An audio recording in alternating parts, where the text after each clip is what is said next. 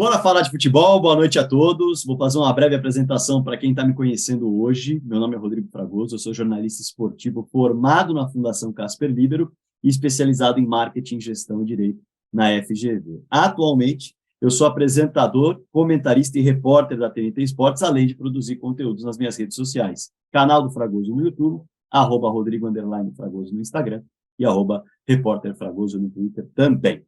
Bora para a terceira live do FutiHub no ano. Um prazer dizer que nós estamos em meio a uma série especial de lives sobre as tendências no futebol para 2023, tão frequente nos clubes dos mais variados tamanhos aqui no futebol brasileiro. Nesse encontro, nós tivemos a presença do Patrick Lopes, diretor de Sports Management da Álvares e Marçal, que presta consultoria a clubes que pretendem entender melhor as consequências de um processo SAF, e a Elaine Pereira, cofundadora e presidente do Pinda FC, um clube que já nasceu SAF, com o objetivo de manter um crescimento sustentável e conquistar uma cidade do interior de São Paulo. Essa live, inclusive, já está disponível para quem quiser aqui no canal do FutiHub no YouTube. Na segunda-feira passada, a conversa teve como tema as novas profissões do futebol. Afinal, essa é uma série sobre tendências e trouxemos aqui inúmeras possibilidades. Falamos sobre as demandas cada vez maiores dos clubes por tecnologia, além das ramificações e do processo de descentralização que é crescente no futebol, ampliando o número de departamentos especializados nos clubes dentro das mais diversas áreas. Recebemos o Felipe Rabelo, coordenador de performance do Red Bull Bragantino, o Diego Melo, gerente de projetos da SAP e do Botafogo, além do Rodrigo Jucco, CEO da Beats Code. Muita informação legal para quem busca entender as novas tendências do mercado do futebol, encontro que também está à disposição no canal do FutiHub. E agora, nós vamos para a nossa terceira live, né? E é uma live também muito especial, mas antes da gente começar, eu queria contar para vocês sobre o novo curso do FutiHub, Olhos para a Base, que tem tudo a ver com a live de hoje, né? Curso focado nas categorias de base, que tem como principal objetivo qualificar o debate na área, por meio de 6 aulas online, e vão debater iniciação, formação de atletas, metodologia, captação, transição e gestão de categorias de base, além de outros cases do mercado, buscando auxiliar quem já atua na área e também quem pretende ingressar no futebol através das categorias de base. Todas as informações estão disponíveis no Instagram do FutiHub e no site cursos.futihub.com.br. Para quem participa da live, a gente tem 10% de desconto. Então, é só mandar mensagem aqui no chat mesmo, e para quem está assistindo depois, manda nos comentários aqui do vídeo no FutiHub, que a galera vai orientar você. Show? Bora dar início para o terceiro encontro, então, com um tema tão importante e impactante dentro do futebol brasileiro. Impactante em todas as áreas, é importante dizer, porque há impacto enorme no aumento do investimento, assim como há expectativa de um impacto gigante no retorno financeiro e esportivo desse investimento. A fonte mais promissora de renda e de taxas no futebol brasileiro parece cada vez mais estar nas categorias de base dos clubes. Por isso, é preciso ter profissionais extremamente capacitados para que o potencial de desenvolvimento de atletas da base seja explorado de maneira inteligente. Dito tudo isso, o FutiHub promove, nesse início de 2023, essa roda de conversa com profissionais da área, visando, claro, debater no mais alto nível e também entender como anda o olhar do mercado para projetos profissionais em meio às categorias de base do futebol brasileiro. Lembrando que o chat está à disposição para perguntas e a sua participação é muito bem-vinda. A galera que está assistindo depois pode colocar perguntas também nos comentários aqui do vídeo. Como eu sempre digo, esperamos que você deixe a live com algumas respostas e muitas novas dúvidas que impactem positivamente o seu dia a dia, provocando um crescimento contínuo na busca por conhecimento. Para esse papo de hoje, temos aqui a Ana Tereza Ratti, especialista em gestão de imagem de atletas, professor José Barata, coordenador técnico de futsal do Santos, além do Gustavo Fragoso, que não é meu primo, embora tenha um belo sobrenome, coordenador metodológico. Evidente que essa é uma apresentação muito breve de cada um, portanto, a nossa live vai começar com os nossos convidados contando um pouco da trajetória profissional de cada um deles, evidentemente. Ana Tereza Ratti, quero abrir com você, agradecendo demais sua participação aqui, seu tempo nessa live tão importante de tendências para 2023. E, claro, pedir a você, para a galera que está chegando, está querendo conhecer um pouco mais quem é Ana Tereza Ratti, para que você fique à vontade para contar a sua trajetória profissional e, por fim, a sua relação com as categorias de base no futebol. Obrigado demais pela presença, Ana. Eu é que agradeço. Bom, vamos lá, né? FootHub pelo convite, Rodrigo, Diogo, Rodrigo novamente, né? Pela introdução aos meus colegas que estão aqui, Barata, Gustavo e todo mundo da audiência. Eu é que agradeço imensamente a oportunidade de estar aqui, trocar ideia, conversar e apresentar um pouco do que eu venho construindo dentro da indústria do esporte. Então, seguindo a tua linha, Rodrigo Fragoso, vou pela minha formação, né? A minha formação também é em marketing, eu tenho pós-graduação em marketing, gestão estratégica de negócios, em gestão universitária, porque trabalhei muitos anos no meio, no universo da educação, então eu tenho 2 pós-graduações nessa área, tenho mestrado em administração, sou da turma aí do Barata, né, que falou que a gente não pode parar de estudar nunca, então sou meio viciada aí tenho um MBA recente em influência digital, porque não tem como a gente circular por qualquer área profissional hoje em dia sem entender um pouquinho, né, como que as questões e os impactos do ambiente digital atuam sobre nós. Então, estou constantemente nessa busca. Atuei por mais de 20 anos no ambiente corporativo, quando há mais ou menos 7 anos entrei no universo do futebol portanto, venho de lá para cá buscando, né, incessantemente entender e contribuir com esse mercado. Então, comecei pela CBF Academy, fiz curso em Roma, que pudessem me apresentar. Então, eu fiz essa trajetória que não é a mais comum, né, de migrar do ambiente corporativo para o ambiente do futebol. E quando fiz isso, fiz por encantamento ao que eu vi quando me aproximei do mercado do futebol e também por enxergar muita oportunidade, por entender que o ambiente do futebol no Brasil estava num movimento muito nítido de profissionalização, de busca por melhor performance, não só dentro das quadras e dos campos, mas também no que diz respeito à gestão. Portanto, eu vi como uma oportunidade muito interessante e venho mergulhando nesse universo a partir de então.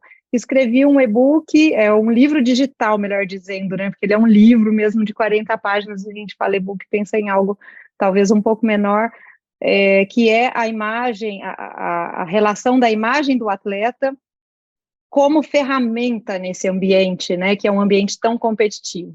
E esse livro digital foi escrito a pedido do Carlos Santana, do Portal da Base Brasil, que via muito de perto, e ele estará com vocês, né, no curso da base, tudo, eu pude olhar lá como que está o elenco sensacional, eu já estou assim, curiosa para saber como vai ser esse curso, e ele me demandava muito isso, né, poxa, Ana, eu estou tão presente ali na vida dos atletas, no ambiente digital, dos atletas jovens especialmente, e eu vejo como eles cometem erros que pode ser um complicador muito significativo no projeto de carreira dele, né, então ele cria já dificuldades de largada num ambiente que é naturalmente competitivo. Então, se der para você não se atrapalhar, já vai ser ótimo, né? E se der para você criar elementos que te favoreçam, melhor ainda. E aí, a pedido dele, eu escrevi esse livro digital, que é a gestão de imagem para atleta de futebol, e que teve uma repercussão muito interessante. Em vista, eu acredito que muito do que veio, inclusive, da pandemia para cá, né, que a gente, se tinha alguma coisa que faltava na digitalização do mundo, nada mais falta, né, hoje estamos aqui numa sala digital, virtual, que prova isso sem a gente se explicar muito mais. E, bem, depois disso, também por uma demanda meio que espontânea, escrevi o livro que fala sobre os primeiros passos do atleta profissional, por conta que essa é realmente a minha vocação maior, talvez, né? Falar de gestão, falar, inclusive quando eu falo de imagem, eu falo sob o ponto de vista de ser um instrumento no processo de gestão da carreira. Então, coloquei nesse livro muito com a expectativa de contribuir com jovens atletas, com clubes e com gestores de atleta. E venho nessa jornada, aprendendo com vocês e tentando contribuir um pouco, tanto quanto possível. Satisfação de estar aqui, gente. Sem dúvida, aprendendo sempre. A gente vai aprender muito com você, Ana. Obrigado, vai ser um papo muito legal. E agora faço o mesmo pedido também ao Gustavo Fragoso para trazer um pouquinho da experiência profissional, da trajetória e a relação com as categorias de base no futebol. Gustavo Fragoso, sua apresentação. Obrigado por estar conosco. Obrigado, eu que agradeço o convite para estar com vocês na live.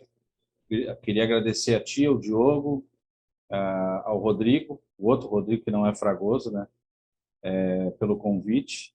Não somos parentes, mas se um dos dois ficar famoso primeiro, a gente pode começar a dizer que é primo. E aí, a gente se ajuda. Bom, eu sou formado em Educação Física pela Universidade Federal do Rio Grande do Sul. Comecei a migrar no futebol, começando na escolinha do Grêmio, e aí me tornei auxiliar técnico, depois treinador de futebol feminino, voltei para o masculino. Em meio a isso, fiz alguns cursos na área, né? Fiz especialização em psicopedagogia, em psicologia do esporte e gestão profissional do futebol. E em 2012 eu me torno coordenador técnico no Grêmio, depois coordenador metodológico no Atlético Paranaense, saio para o Paysandu, faço uma aventura de cerca de 6 meses no Paysandu. Digo aventura porque não fiquei mais tempo, né, lá. Trabalhar na região norte do país é um desafio, mas também encantador. Retorno ao Grêmio, daí passo a trabalhar na base como coordenador do psicossocial. Posteriormente vou ao profissional como observador técnico e nos meus últimos 2 anos foram no Atlético Mineiro como coordenador técnico / metodológico, né? Desempenhava funções como metodológico. E agora, recentemente, eu estou em Porto Alegre, entregando currículos, conversando com as pessoas à procura de me recolocar, que eu sei que faz parte do futebol. O papo vai ser muito legal, porque, como eu falei para vocês, eu comecei como treinador, mas também fui diversificando. Hoje em dia, me considero muito mais da parte de gestão do que treinador. Até a gente estava falando um pouco antes de entrar no ar, um pouquinho sobre isso, e não tenho mais a pretensão de treinar, mas o fato de ter treinado me ajudou muito no que a gente vai falar aqui sobre metodologia, sobre, vamos dizer assim, coordenação técnica, / novas profissões, e que elas têm, para mim, um caráter moderno, mas que elas já existiam. Eu vou dar só um exemplo prático. O Alcides Scalia, para mim, é um dos primeiros coordenadores metodológicos do futebol, numa época em que o nome não era esse, mas isso é uma outra história, né? Uma outra conversa. E é um prazer estar falando com todo mundo aqui, principalmente eu vi algumas pessoas aí que eu conheço que estão assistindo. Então, vai ser um prazer. Prazer vai ser nosso, Gustavo Fragoso. Obrigado também por estar aqui com a gente. Para fechar essa roda de apresentações e embalar os assuntos que a gente vai embalar aqui nessa live especial de tendências para 2023 com foco nas categorias de base. Professor Barata, a palavra é sua. Obrigado por estar conosco. Oi, gente, boa noite a todos. Obrigado, Rodrigo, Diogo, pelo convite. Uma honra estar aqui, um prazer mesmo, cara, de fortalecer o meu lado aluno, né, nessa sala aqui, nesse ambiente tão privilegiado aí de reencontrar amigos.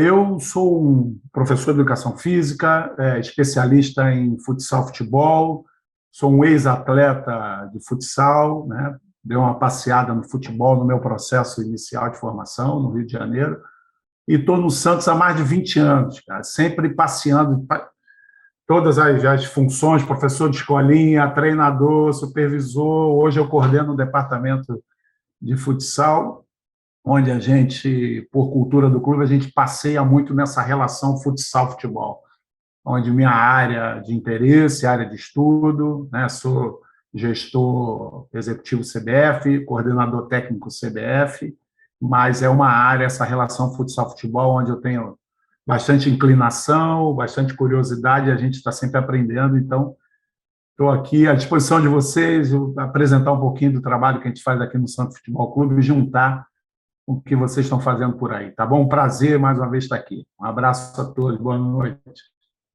Prazer é nosso. Roda de apresentações resolvida. Eu vou mergulhar aqui num papo com a Ana Tereza Ratti, mas antes eu quero deixar claro para a galera que está acompanhando aí ao vivo, pode mandar pergunta no chat, fica à vontade. E, claro, Gustavo, professor Barata, fiquem à vontade também para trazer considerações, colocações, assim como a Ana Teresa Hack também vai ficar super à vontade para fazer colocações, considerações ao longo desse papo que a gente vai ter, perguntas, questionamentos. O que importa aqui é dúvidas surgirem e a gente conseguir trazer um conteúdo legal, com bastidores, com metodologia, com situações que esclareçam e gerem novas dúvidas mais positivas ainda para a gente.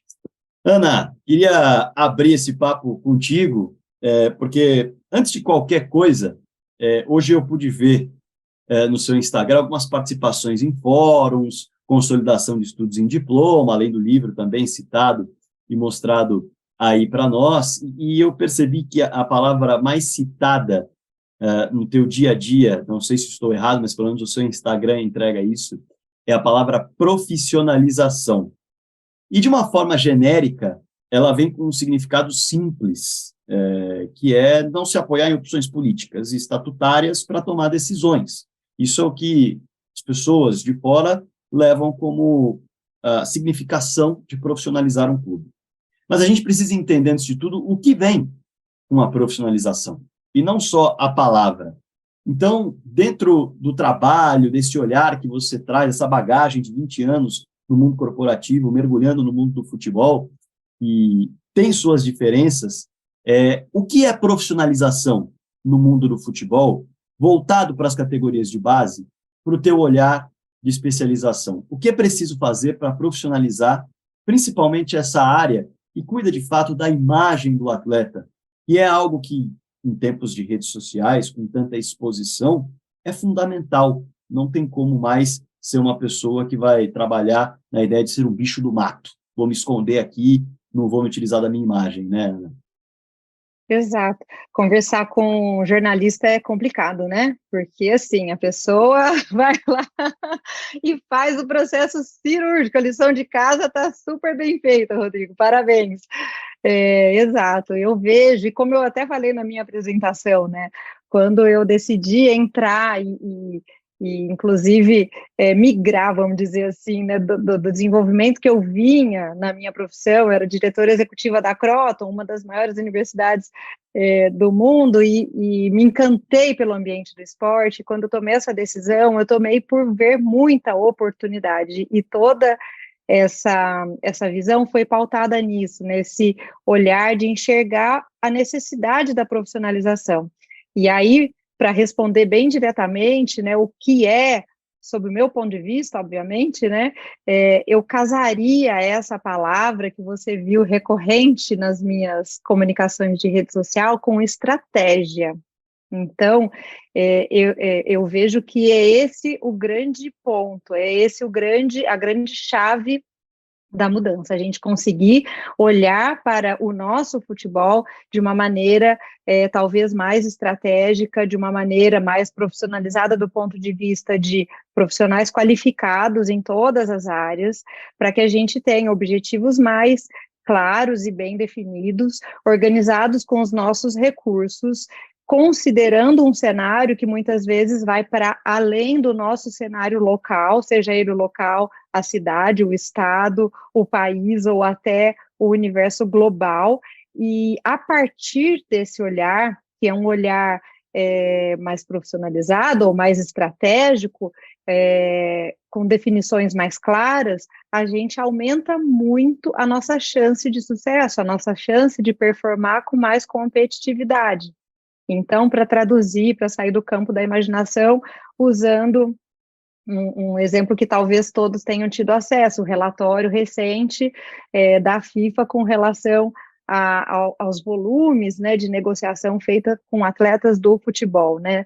Aí a gente falando específico do futebol de campo, a gente consegue ali ter um olhar de como que o mundo está se comportando com relação ao negócio futebol, e talvez se a gente não colocar essa lupa e ver onde que a gente precisa ajustar a engrenagem para não só seguir o que a gente vinha fazendo bem e faz bem, mas melhorar e se tornar cada vez mais competitivo, talvez a gente esteja prestes a encarar um problemão ali na frente, né? Quando eu fiz o meu curso de gestão na CBF, a aula de abertura foi do Mauro Silva, e eu não esqueço, eu fiquei refletindo sobre aquilo muito tempo, e hoje eu entendo bem.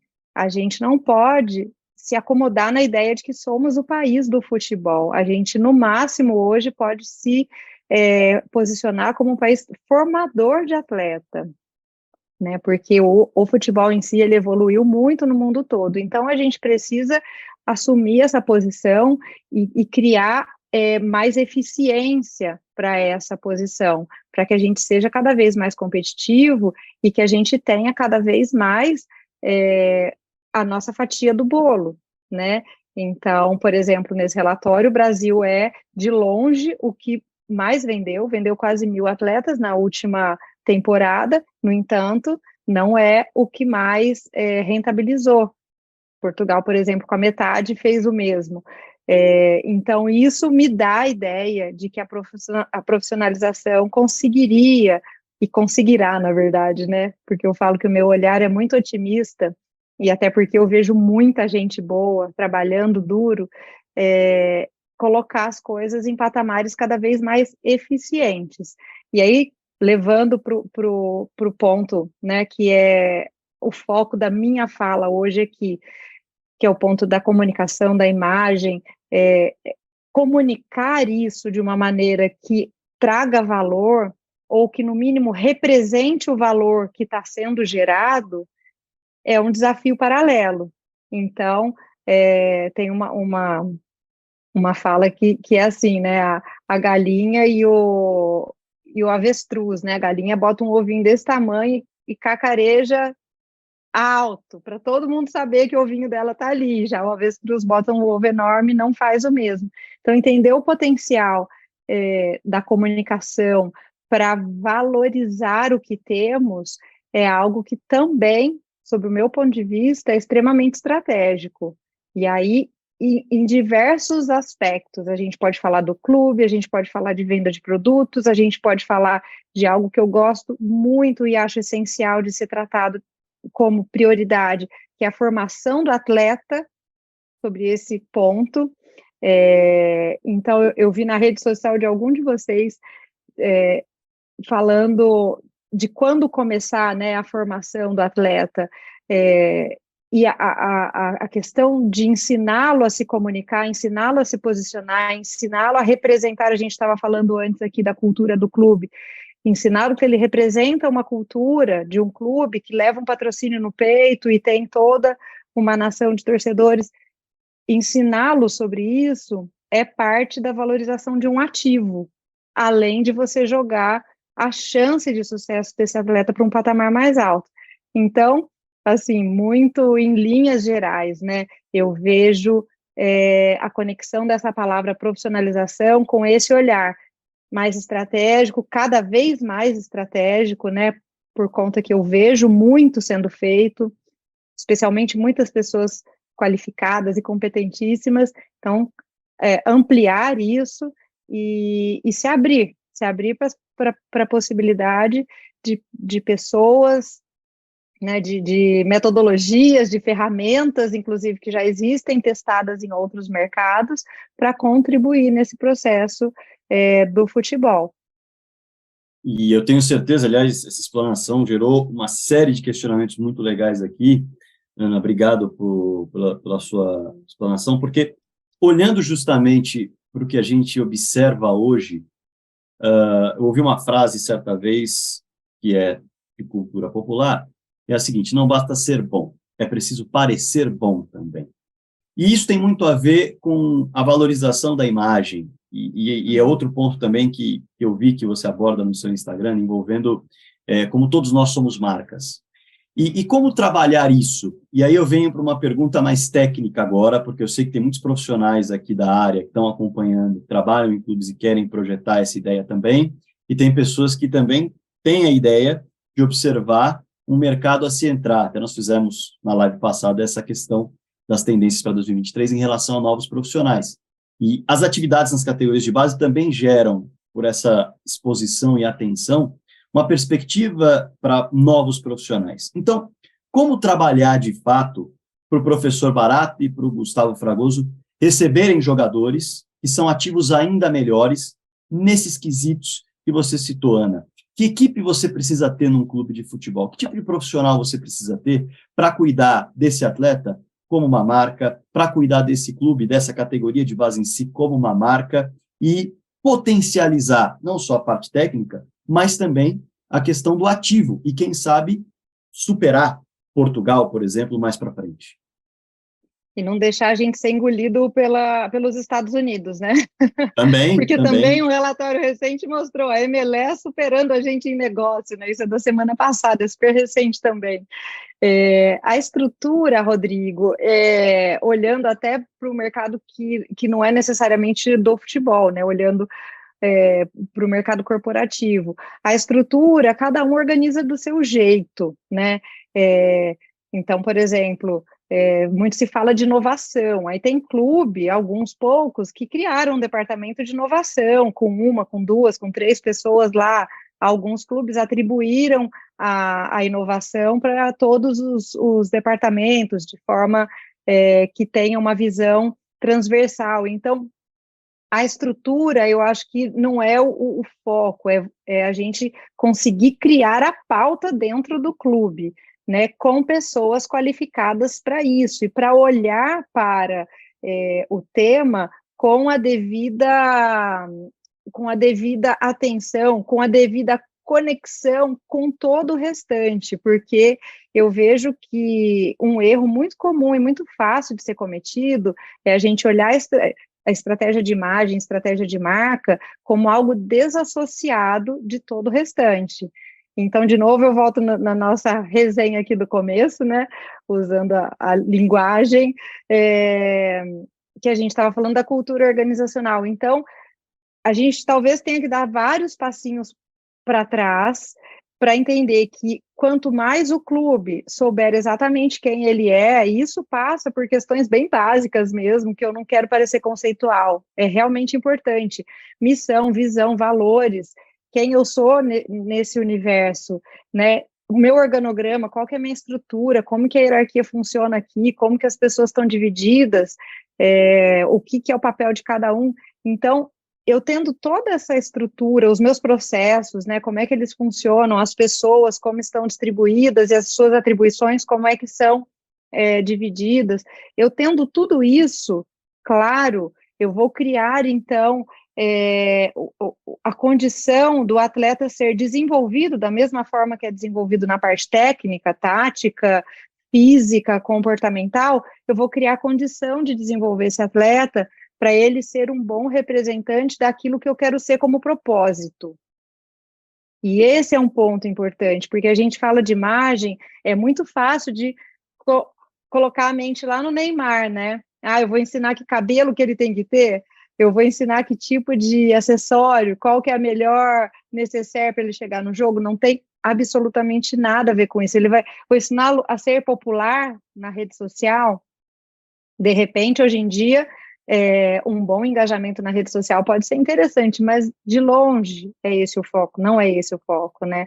Eu preciso colocar esse atleta consciente do papel dele com o clube, com o torcedor, com a torcida, né, com o posicionamento que ele representa nas causas que esse clube está abraçado. Então, eu tenho uma série de atribuições que vão para além do campo, né? Eu estou vendo o Carlos aqui e alguns outros que já me escutaram falar mais de 1000 vezes, e eu coloco sempre que eu enxergo o atleta como um profissional que tem vários atributos para desenvolver e, portanto, ser um profissional, um ativo mais valorizado, mais atrativo, mais eficiente.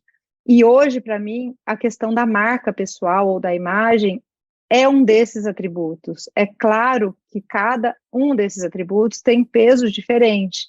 Nunca que uma imagem vai substituir uma performance. Na hora do vamos ver, o que manda a magia acontece ali dentro do campo ou dentro da quadra, mas hoje eu não posso ignorar o que está em volta disso, porque tem muito envolvido, não é só mais o atleta, né? A gente pode citar inúmeros casos, e a rede social potencializou isso demais. Eu não sei se vocês viram, né, para eu fechar minha fala e colocar um único exemplo aqui. que leva a nossa mente para o potencial dessa comunicação do atleta. Semana passada, ou essa não, está começando hoje, então foi na passada, um atleta do campeonato do Nordeste, se não me engano, lambeu o nariz do adversário. Né? Vocês estão balançando a cabeça porque todo mundo viu. Isso há pouquíssimo tempo atrás não seria notícia, porque simplesmente não teria tecnologia para captar nesse nível de detalhe e para divulgar com a velocidade que se fez. E hoje é tudo muito rápido e é tudo muito em tempo real, assim, no sentido da proximidade, né, de chegar muito perto do que está acontecendo.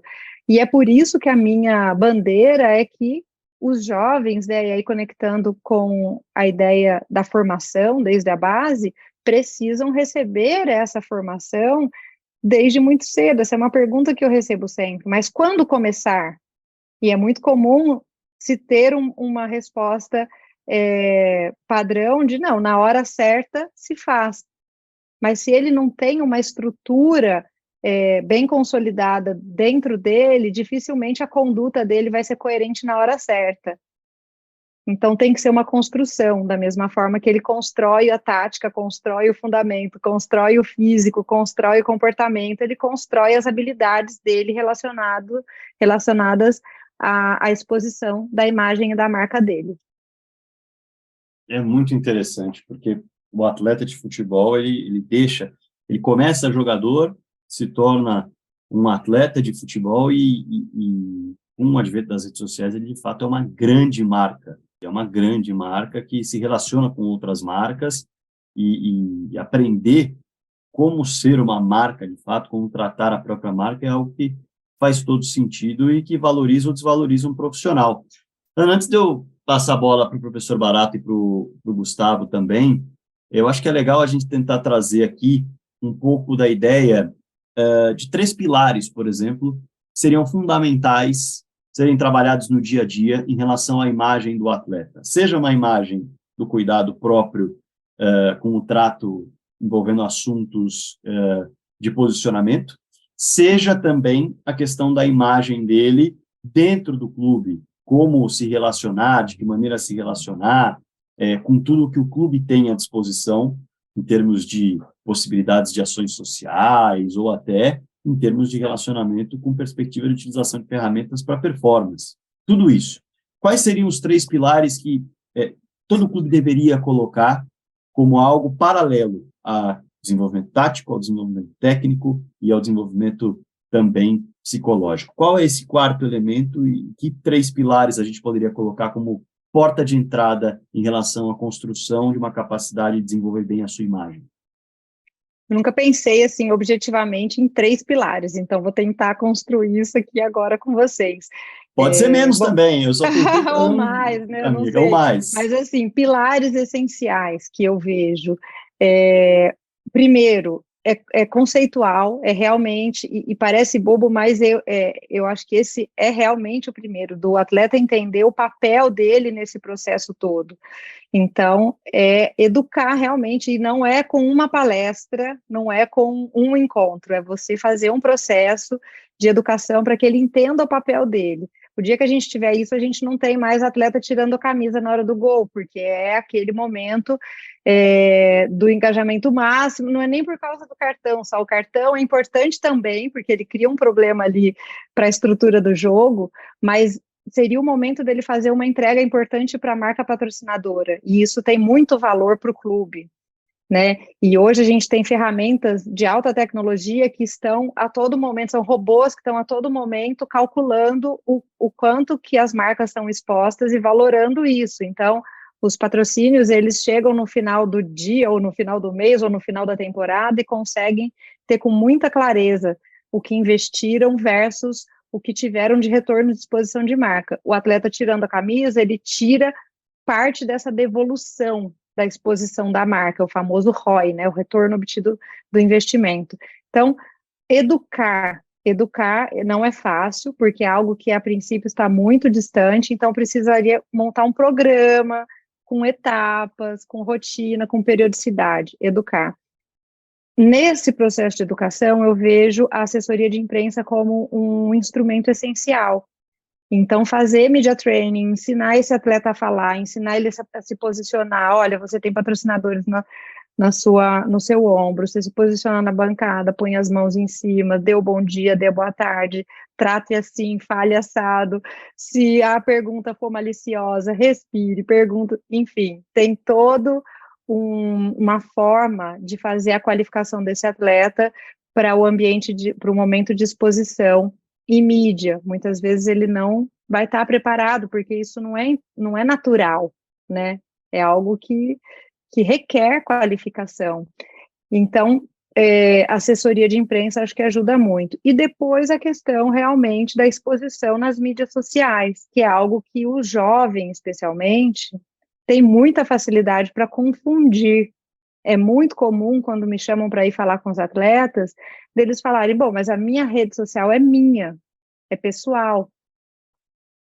E o que eu tenho para dizer para eles não agrada, porque, olha, você escolheu uma profissão que inclui a sua pessoa, né, como entrega daquilo que você é profissionalmente.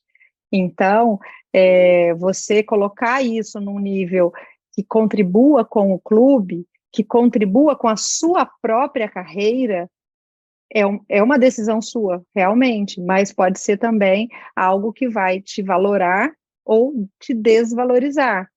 Então, ensiná-lo a usar, ensinar a lógica das redes sociais, né? Ele não precisa estar em todas, ele não precisa necessariamente ir para o TikTok, ele não precisa...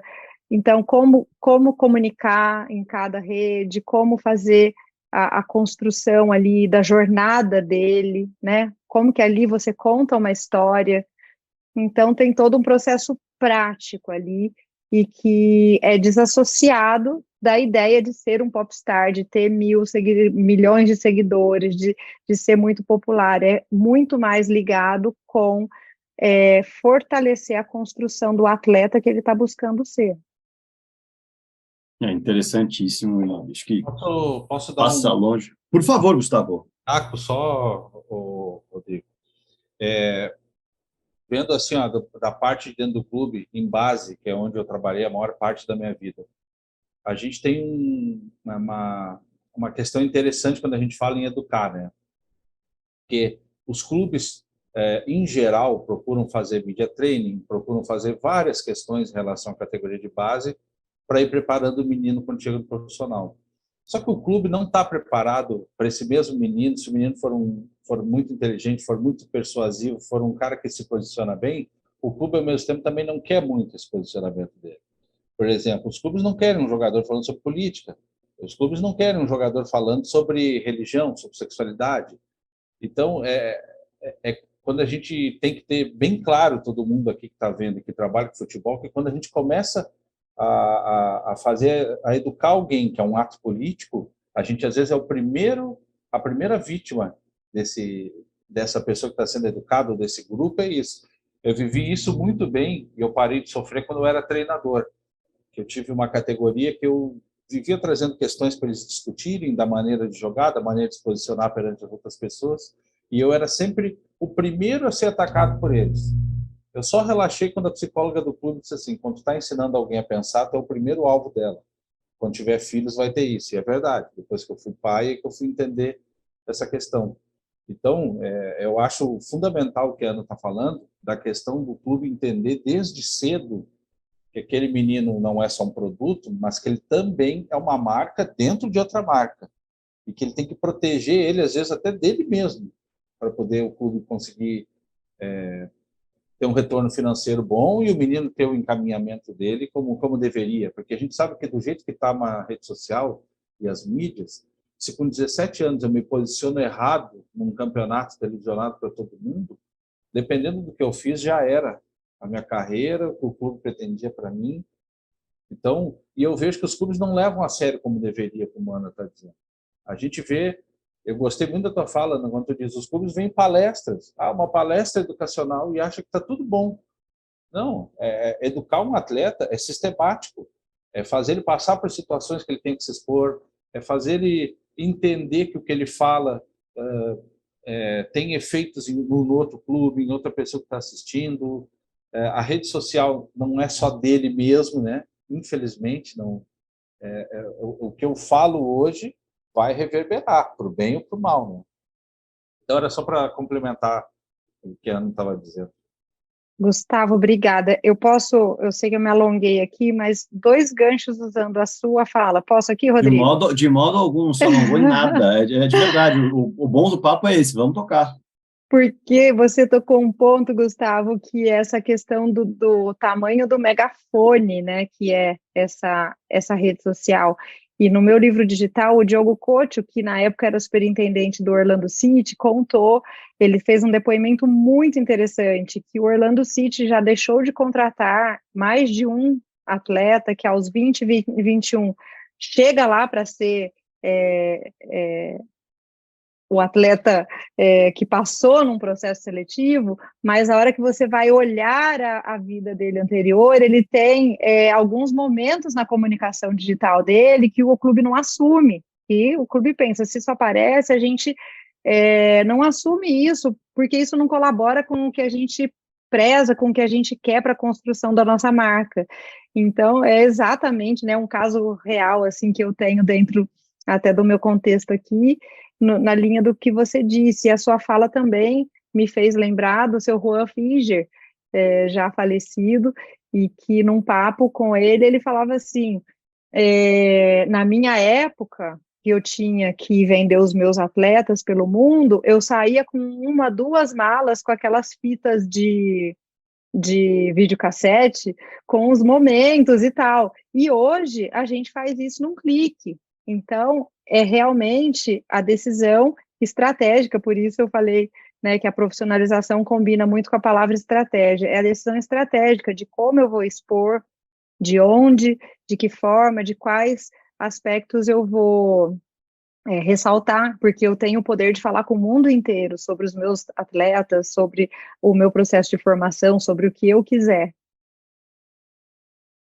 É realmente um papo que caminha justamente para um ambiente de clube, um ambiente de dia a dia, um ambiente de vestiário, que você não pode olhar só para uma pessoa, você tem que olhar para o ambiente como um todo. E eu vou jogar o professor Barata nessa conversa também, professor, para trazer o teu olhar, o teu ambiente de vestiário também, porque você trabalha com futsal, trabalha com jovens, categorias de base, e certamente eu imagino que você tenha de lidar com diferentes personalidades ali dentro de um vestiário em formação.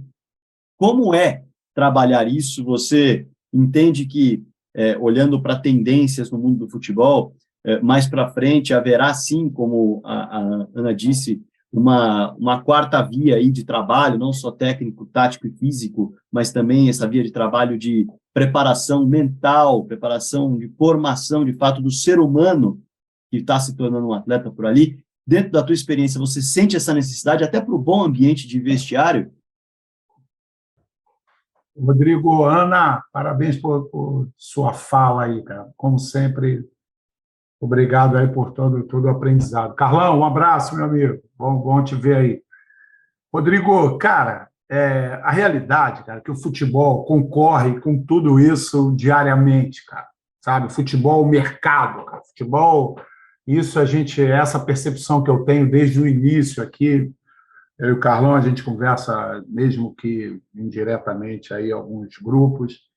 Cara, é muito complicado você participar do processo de formação, de educação da criança, onde você não tem exemplos. Por exemplo, o Scarpa agora deu um show poliglota, chegou falando inglês, acabou de falar. Cara, nenhum programa de televisão fala disso, nenhum jornal, nenhuma rede social, dificilmente promovem isso do jogador, sabe, cara? A gente tem dificuldade muito grande de mostrar evolução social de grandes alunos, de grandes ídolos nossos que foram boletins de grandes jogadores, família de grandes jogadores. Não é assunto. O assunto, infelizmente, no processo de formação, como a Ana falou, e a gente vê isso diariamente, nossos jovens, que no processo inicial de formação, a Marina participou bastante desse processo aqui com a gente, cara, o cabelo, a linguagem, a música, a tatuagem, sabe? Isso está diretamente ligado ao processo de formação técnico, tático, não tem como tirar isso. E isso, a cadeia vai até a família, porque eu posso falar para você, dificilmente eu ouço aqui alguém parabenizando por ter desenvolvido meu filho no inglês, por ter desenvolvido meu filho no processo, sei lá, numa análise crítica de política, sabe, a cobrança da família, a participação da família é de jogador de futebol. E jogador de futebol, digo, fazer gol, rendimento, quanto vale renovação de contrato, quanto o mercado me quer, qual o potencial que eu tenho para ir para a Espanha, que eu tenho que ir para a Europa, e isso é muito claro. Isso é um desafio muito grande para todos nós que trabalhamos nessa área, porque o cara tem dificuldade de falar o português bem colocado e vale 50 milhões de reais. O cara não sabe explicar quem é o presidente do Brasil, que partido que é, que opinião ele tem sobre qualquer tema, o Gustavo falou muito bem, e ele ganha 350 mil reais, ele ganha 450 mil reais, bajulado em todas as circunstâncias que ele anda. É família, é de amigo, é de namorada, é de as marcas. A criança com 10 anos de idade, né, Ana, mostra o kit de uma grande marca esportiva que chega na casa dela, tem que mostrar lá no sofá, lá, né, tem que tirar foto, nessas grandes marcas aí, que a gente percebe isso. Isso quando eu digo futebol, isso é futebol potencializando o processo de formação. Uma criança com 10 anos tem que sofrer todas essas influências sociais, familiares, comportamentais, e ela sofre de futebol. Como o Neymar fala, como o Messi chuta, a chuteira que o Cristiano Ronaldo usa, o cabelo que o Neymar fala, né, cara? Você percebe isso no dia a dia e é muito difícil, cara, e a gente percebe isso porque eu digo a gente, quem trabalha diretamente nesse processo, é quase que uma briga desleal, Ana, sabe? É quase que um desafio, cara, porque é muito difícil, desde cedo isso, e cada vez, pelo que eu observo, cada dia mais cedo, é muito mais importante a quantidade de seguidores que uma criança tem, criança atleta, né, cara, do que talvez um elogio da professora dele, sabe assim, cara, um elogio, sabe, pouco de falar da cultura da onde ele trabalha, da cidade onde ele mora, sabe, cara, de orgulho que o pai dele tem uma profissão legal, sabe, que minha mãe, enfim, cara, coisas que num processo inicial a gente sabe, a maioria aqui, quem é pai, quem é professor, enfim, é muito importante que desenvolva isso na criança, que aí, futuramente, não tem dúvida nenhuma que nós teremos atletas melhores, jogadores melhores, sabe? Então, a cadeia é complicada, programa de TV, rede social, os empresários, o valor, o mercado, o negócio do futebol, sabe, Rodrigo? Isso tem direta relação com o processo de formação, cara. Chutar, passar, driblar, sabe, cara? Mas se comportar, dar boas entrevistas, bom dia, boa tarde, tem, sabe? Então, isso não tem muito peso, não percebo isso, cara. Talvez isso seja, né, Ana, o grande desafio nosso de colocar isso como a pessoa se apresenta, né, cara? Enfim, como desde cedo isso. Porque, às vezes, o cara faz 2 gols numa final, é um craquinho, é uma projeção, e aí passa despercebido toda essa questão, Rodrigo, Gustavo, toda essa questão de desenvolvimento, porque, cara, eu tenho muita dificuldade, eu nunca vi, sabe? Ô, Barata, eu não vou aguentar, eu preciso, por favor, pelo menos falar que eu concordo demais, assim, acho que eu ficaria umas 20 horas aqui falando o tanto que eu concordo demais e como que é bom, né, de ver uma pessoa que é do futebol, que viveu a vida, que está dentro de um clube grande, uma marca pesada falando, e é por isso que eu falo que eu sou otimista, né, a minha fala é exatamente na linha do que você acabou de colocar. A estrutura inteira puxa para dificultar. Então, a hora que você coloca valores que te criam referências, que vão te estimular a ser o que não só não é importante, mas te põe numa situação difícil, a estrutura está te puxando para baixo. E aí a sacanagem, entre aspas, né, essa palavra não é muito adequada, mas assim, o que não é justo com o atleta é que ninguém conta para ele um outro lado da moeda, que não é tão visível, né, o relatório da Ernst Young para a CBF mostra a quantidade de atletas que se profissionalizam, destes, os que têm o emprego garantido, e destes que se profissionalizaram, que têm um emprego, qual que é a renda salarial? 33% menos de R$1.000. Então, esses jogam em clubes que jogam campeonato. Você tem menos de R$1.000 jogando 3, 4 meses por ano. Mais 55% que ganham até R$5.000. Então, você tem 88%. E está todo mundo achando que é Neymar desde o primeiro dia. E a estrutura inteira ajudando ele a acreditar nisso. Sem dúvida. Falei que eu ficaria umas 20 horas aqui concordando com você, Barata, Não, Ana, com certeza.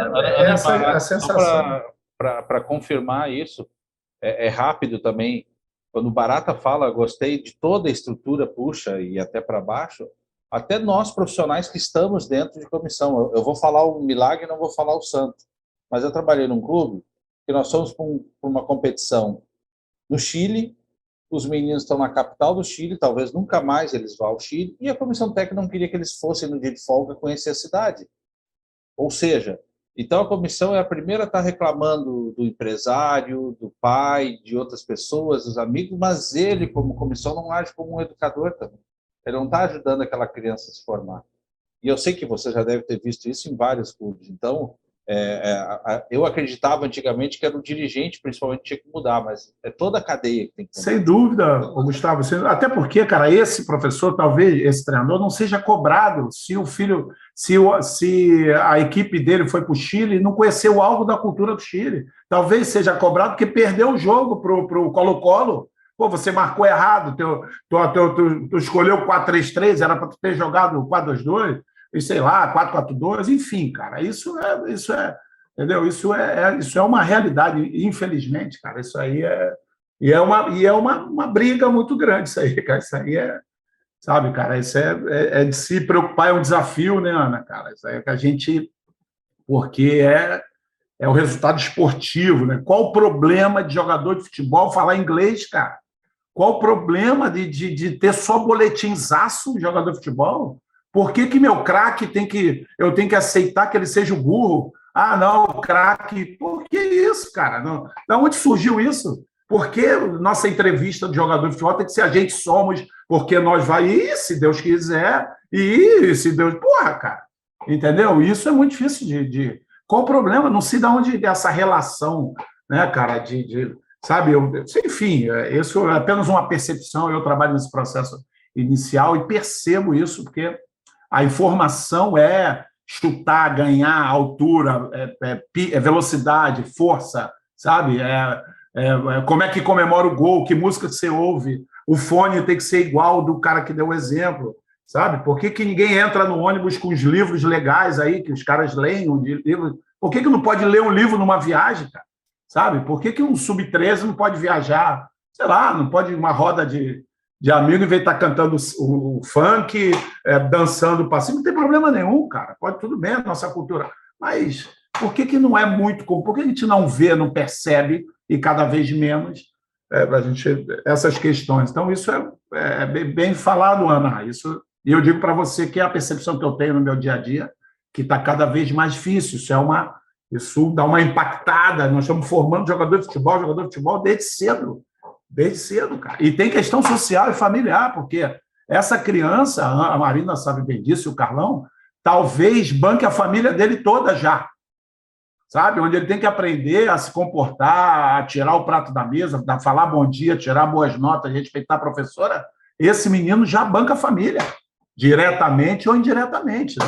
Então, tem todo esse aspecto do futebol brasileiro, né, dessa questão social, a pobreza grande, aí, usando o futebol como talvez uma forma de você, enfim, de sobrevivência, e aí tem todo esse detalhe que compromete o processo de formação. O professor do sub-11, sub-13, pô, cara, querendo, sabe, de uma maneira geral, um olhar mais amplo no processo de formação, o moleque ganha o triplo que esse professor ganha. Ou tem projeção, ou já tem 2.000, já tem 200 mil seguidores, ou uma grande marca, ele já chega todo fantasiado com a grande marca, entendeu, cara? E você concorre com o desenvolvimento social, humano dessa criança. Né? Ana, isso é uma ótima discussão, cara, mas apenas uma percepção minha aí sobre esse contexto.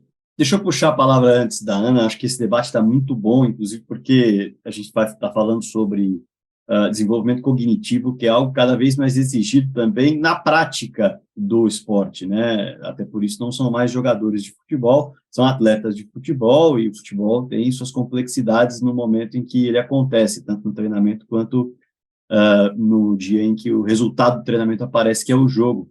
E eu queria passar para a Ana ainda em cima desse tema, antes da gente mergulhar no campo e bola, que a gente não pode deixar de mergulhar, mas puxando de que maneira a gente está falando em tendências para 2023, e a gente está falando tanto da importância de conseguir desenvolver o cognitivo e desenvolver a capacidade de se tornar uma pessoa melhor, não só um jogador melhor. Como convencer o clube que isso é importante? Como dizer a uma diretoria, como explicar a diretores de futebol que esse tipo de trabalho, que não envolve necessariamente o campo e bola, mas envolve o desenvolvimento do ser humano, vai ser importante e vai melhorar o resultado dele dentro de campo ou até o retorno financeiro? Pergunto isso porque é muito habitual a gente escutar que o que importa é o campo e bola, o que importa é meter bola na rede. O que ele pensa quando ele sai do campo, eu não quero nem saber, ele tem que lhe dar retorno financeiro e retorno dentro de campo. Como quebrar esse paradigma, talvez em 2023 ainda, com esse pensamento que vigora muito fortemente nos grandes clubes de futebol, né? Eu acho que a tua pergunta faz uma ligação direta com a fala do Barata, né, de agora.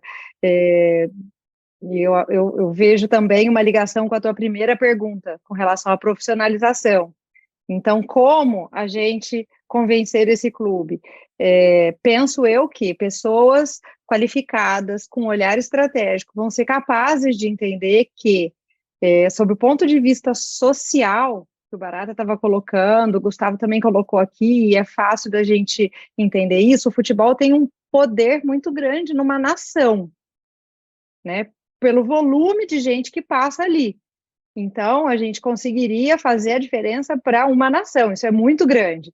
Mas isso talvez não motive o suficiente, e eu compreendo isso, né? Não vou dizer não, enfim, apesar de achar que sim, né? Deveria assumir essa posição de responsabilidade social e de devolver minimamente muito melhor do que entrou, e não com sonhos e com perspectivas fantasiosas sobre o que é sucesso, que eu acho que o menino, na hora que vivencia um ambiente nesse nível de ilusão, né, de que é o brinco, é a marca, é não sei o que importa, você pode estar criando para ele um problema de longo prazo muito sério, dele achar que é isso que importa, é isso que ele não vai conseguir ter, e você cria uma cadeia de consequências, enquanto você poderia ter feito o oposto, de prepará-lo, desenvolvê-lo, colocar uma outra língua dentro do desenvolvimento dele e portanto, dar um potencial diferente para a vida dele, de todas as gerações que vêm depois.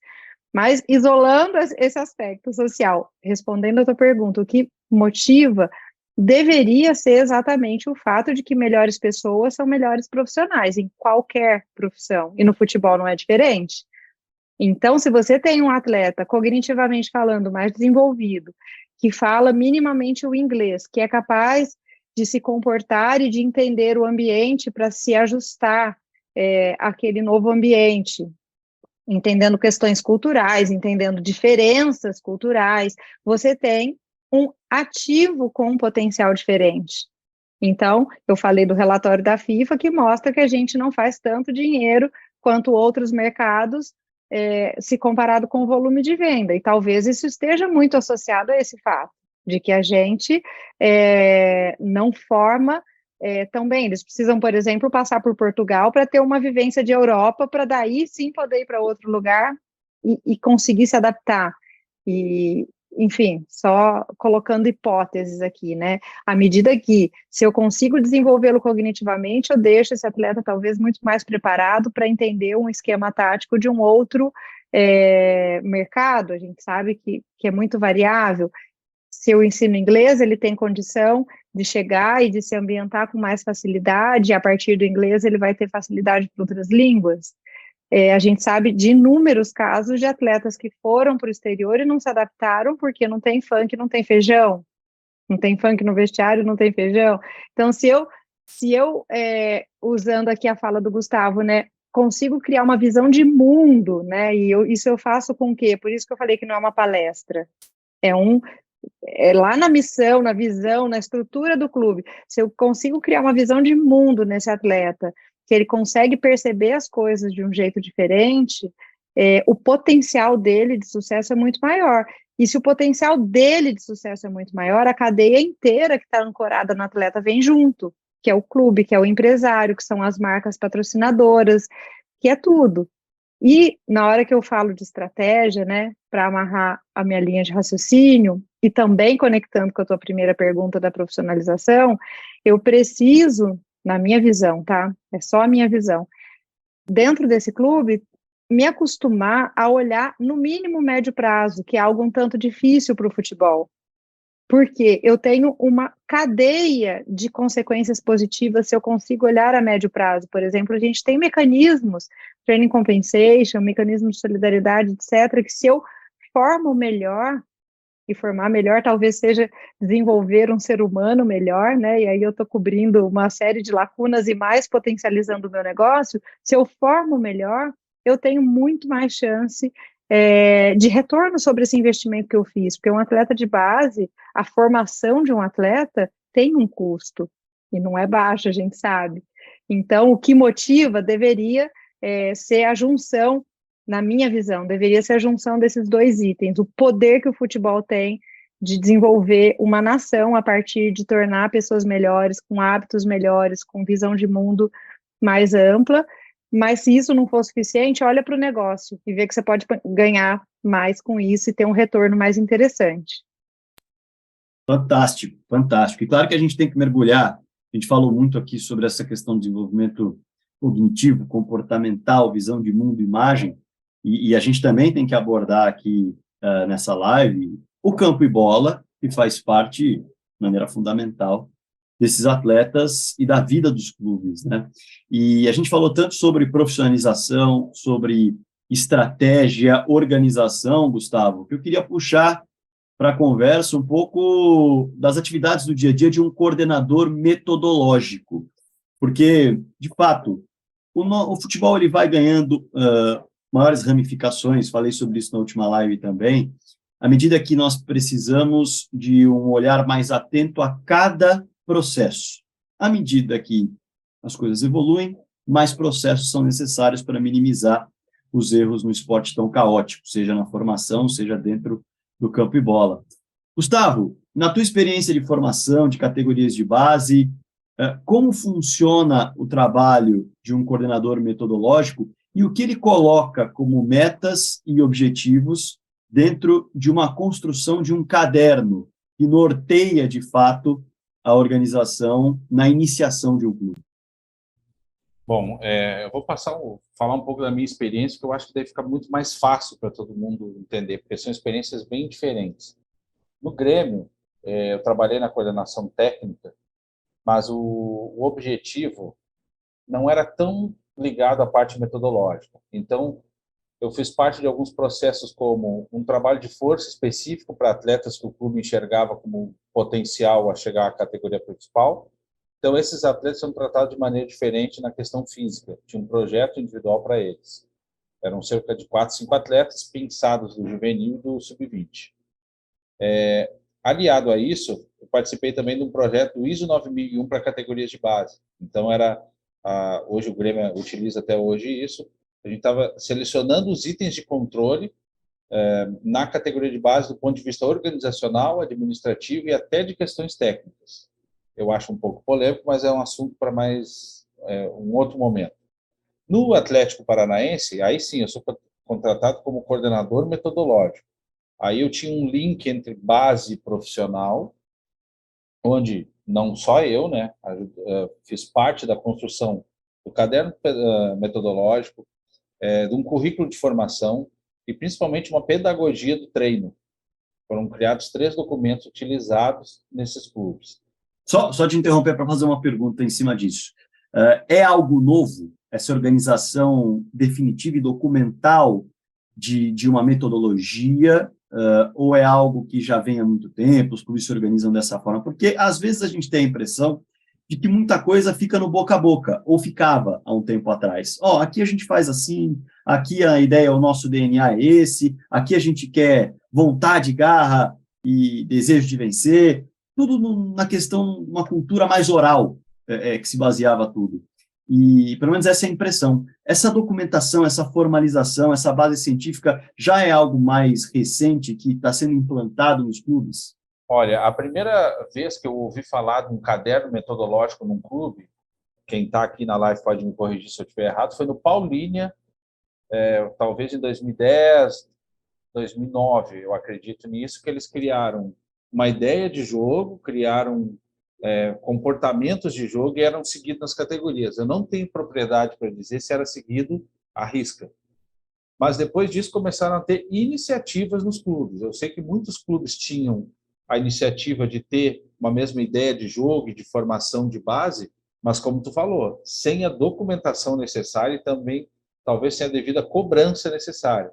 Tinha pontos em comum entre as categorias, mas não era cobrado assim como deveria. Eu tive um exemplo que eu acho que é bom a gente discutir, que é quando tu te apaixona pela criatura. No Atlético Paranaense, quando a gente criou esse caderno metodológico, a gente criou a pedagogia do treino e algumas coisas, a gente caiu num problema, que é a gente achava durante um momento que um extremo pelo lado direito que cumpria a função, ele era muito bom para o nosso modelo de jogo. Só que a gente se esqueceu que a gente não está formando só para nós. Então, em vez da gente valorizar um extremo, que era um cara que tinha 1-1 bom, que tinha criatividade, não, eu estava querendo o cara que atendesse o que eu penso de futebol.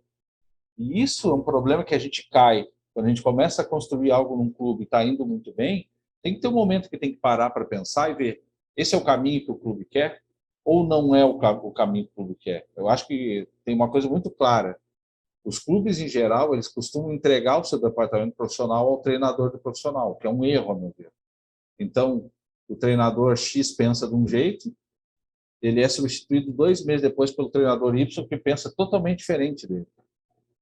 E os clubes não costumam ter a ideia a respeito do tipo de treinador que quer.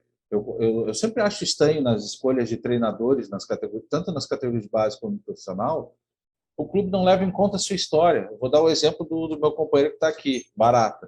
O dia que o Santos contratou alguns treinadores que eram nitidamente defensivos, eu fiquei impressionado. Porque é o clube do rei do futebol, é o clube dos meninos da vila, é o clube onde o Santos, a meu ver, brota jogador lá, né? Eu nunca vi uma coisa dessa. Acho que é a água, acho que é a praia de Santos, porque como surge um jogador. E quando tu traz um treinador profissional que não tem a característica do clube, eu não consigo entender. E isso não é... Eu dei o exemplo do Santos, mas porque é o mais próximo assim, que eu vi. Mas isso pode acontecer no Flamengo, no Grêmio, no Palmeiras, no Internacional, no Vasco. Os clubes não têm ainda direito à ideia que eles querem para o seu futebol. E aí isso entra em crise, em geral. Porque daí os companheiros que estão aqui vão concordar comigo. Aí o profissional quer uma linha de trabalho e a base quer outra. E a base tem que acabar se adequando ao profissional, que é a parte principal. E muitas vezes o treinador profissional pega aquele jogador da base e diz assim, ele não está pronto. Claro que não está pronto. Primeiro que ele está em formação, ele está chegando ao profissional. É óbvio que talvez alguns comportamentos ele já deveria ter. Agora, outros, é o profissional que vai lapidar, vai terminar ele. Eu continuo achando que um menino de 16 anos, que nem o Ender, que chega ao profissional, é um risco.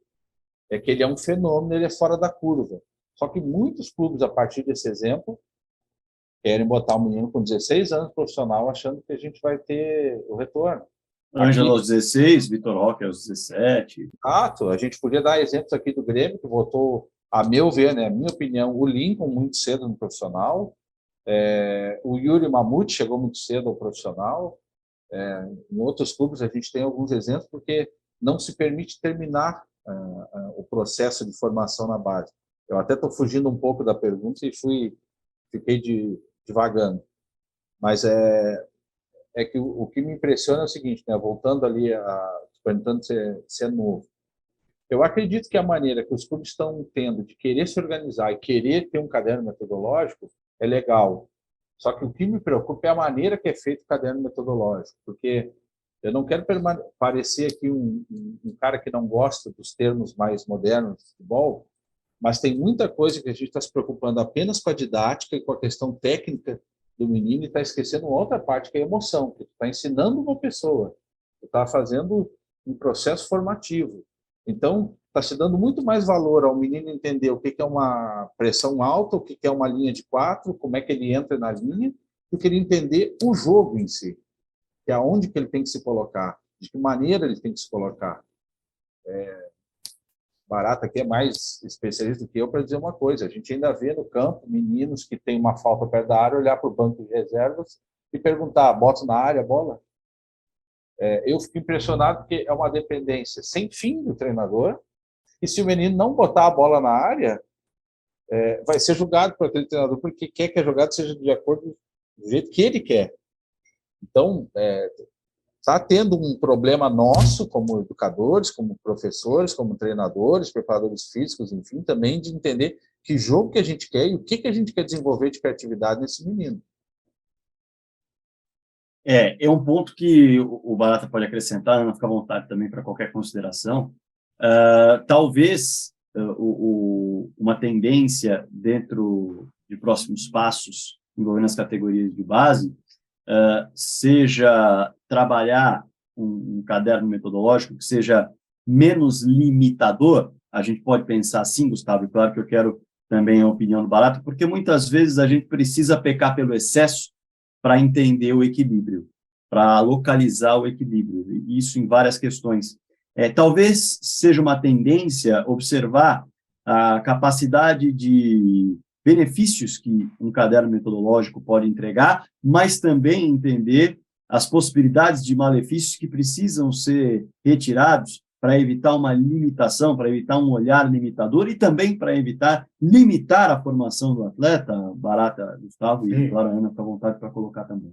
Rodrigo, essa questão da elaboração do documento orientador, cara, tem uma direta relação com política do clube, que às vezes é uma gestão que elaborou, uma gestão que isso é na teoria, né, uma elaboração, e aí vai para a prática, é outra gestão que tem que controlar, cara, sabe? E documento orientador é um ser vivo, cara, é ajuste o tempo inteiro, sabe? Prevalece a história, prevalece a cultura para você fazer o documento, tem direta relação com sua característica de jogo, obviamente, mas às vezes é construída por pessoas que nem estão mais no clube, cara. Sabe? Aqui era de uma gestão de 3 em 3 anos ou de 4 em 4 anos. Então, isso, cara, é muito complicado. Agora, cara, esse desenvolvimento do futebol brasileiro, para mim, é o seguinte, Rodrigo e amigos e Gustavo. Cara, tudo desenvolveu, tudo. A parte tecnológica, os materiais, a qualidade dos campos, a qualidade da bola, a recuperação, a parte da fisioterapia do Brasil é espetacular, a suplementação, sabe, cara, os controles fisiológicos, cara, tudo evoluiu, tudo evoluiu. Não é possível que a nossa área técnica e tática seja a mesma, com todo respeito, a mesma do Tele Santana, do Chico Formiga. Não dá. Pelo menos esse é o desafio atual da questão técnica e tática. Cara, nós temos a nossa cultura do driblador. Claro que nós temos a nossa cultura. Nosso jogador não dribla mais. Não é que ele não drible mais, Gustavo e Rodrigo. É que as outras escolas, por desenvolvimento geral, estudaram futebol. Sabe, cara? Hoje, uma coisa que eu não fazia, hoje a gente dá treino, eu falo sempre isso, a gente dá treino para técnica individual de marcação, para o menino escolher a perna que vai colocar, indução, interpretação do adversário, que lado que eu estou no campo, sabe, que situação que eu estou. Então, tem treino para isso, tem vídeos, a gente ouve os treinadores falando, não, eu passei o vídeo do time adversário, eu passei... Então, os treinamentos, quem está ensinando, a técnica não é mais como era antes. Nós temos que colocar técnica dentro dessa tática nova, dessa linguagem nova que o Gustavo falou. Sabe, como é que eu boto o meu drible do brasileiro, a criatividade do brasileiro, a improvisação do brasileiro dentro da tática atual, das duas linhas de 4, daquela qualidade de inteligência dos atacantes, do vídeo que foi passado para todo atacante. Não dá para eu conceber que o Antony vai pegar a bola na Copa, vai driblar todo mundo e nós vamos ser campeão, cara. Que o Rafinha vai entrar, né, cara, vai driblar de pé trocado lá, os beiradinhas lá do lado trocado, que o Vinícius Júnior vai resolver nosso problema. Entendeu, cara? Então, isso era desde lá da base. Nós temos que hoje, penso eu, esse é o desafio. O PC fala muito isso. Nossas crianças, cara, estão com um HD cheio de tática. Eles sabem explicar todo o futebol, né, Gustavo? A linguagem, os estímulos, sabem explicar tudo. Agora, nós sabemos treinar essa nova tática, né, cara? Não podemos confundir a tática europeia, vamos europar, sei lá, o futebol brasileiro. Não, mas nós temos que entender a nossa técnica, cara. Não dá mais pra gente pegar a bolinha, ficar driblando, sabe? Tu dribla hoje tu tem a cobertura da cobertura, o cara tá bem preparado, tomou creatina, dormiu cedo, viajou de avião fretado, a chuteira do cara é de $1.000, cara, não dá mais. E nós temos que entender isso desde lá do início no processo de formação. Que treino é? A questão, acho que foi você que falou, Rodrigo, do início, quanto aos fundamentos. Claro que é importante o fundamento, óbvio que é importante. Metodologia, né, Gustavo? Clássica, a da situação de jogo, enfim, cada um dá seu nome aí.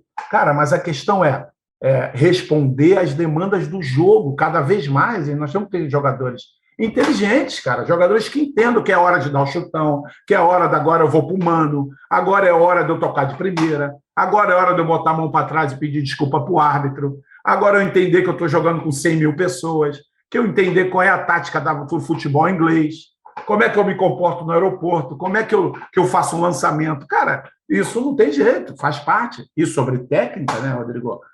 Nós temos que saber treinar nossas crianças, cara, com todo respeito, não dá mais para a gente repetir, ou pelo menos potencializar, aquela técnica que fizeram comigo, que era só o paredão, o fundamento, repete meia hora de treino de passe.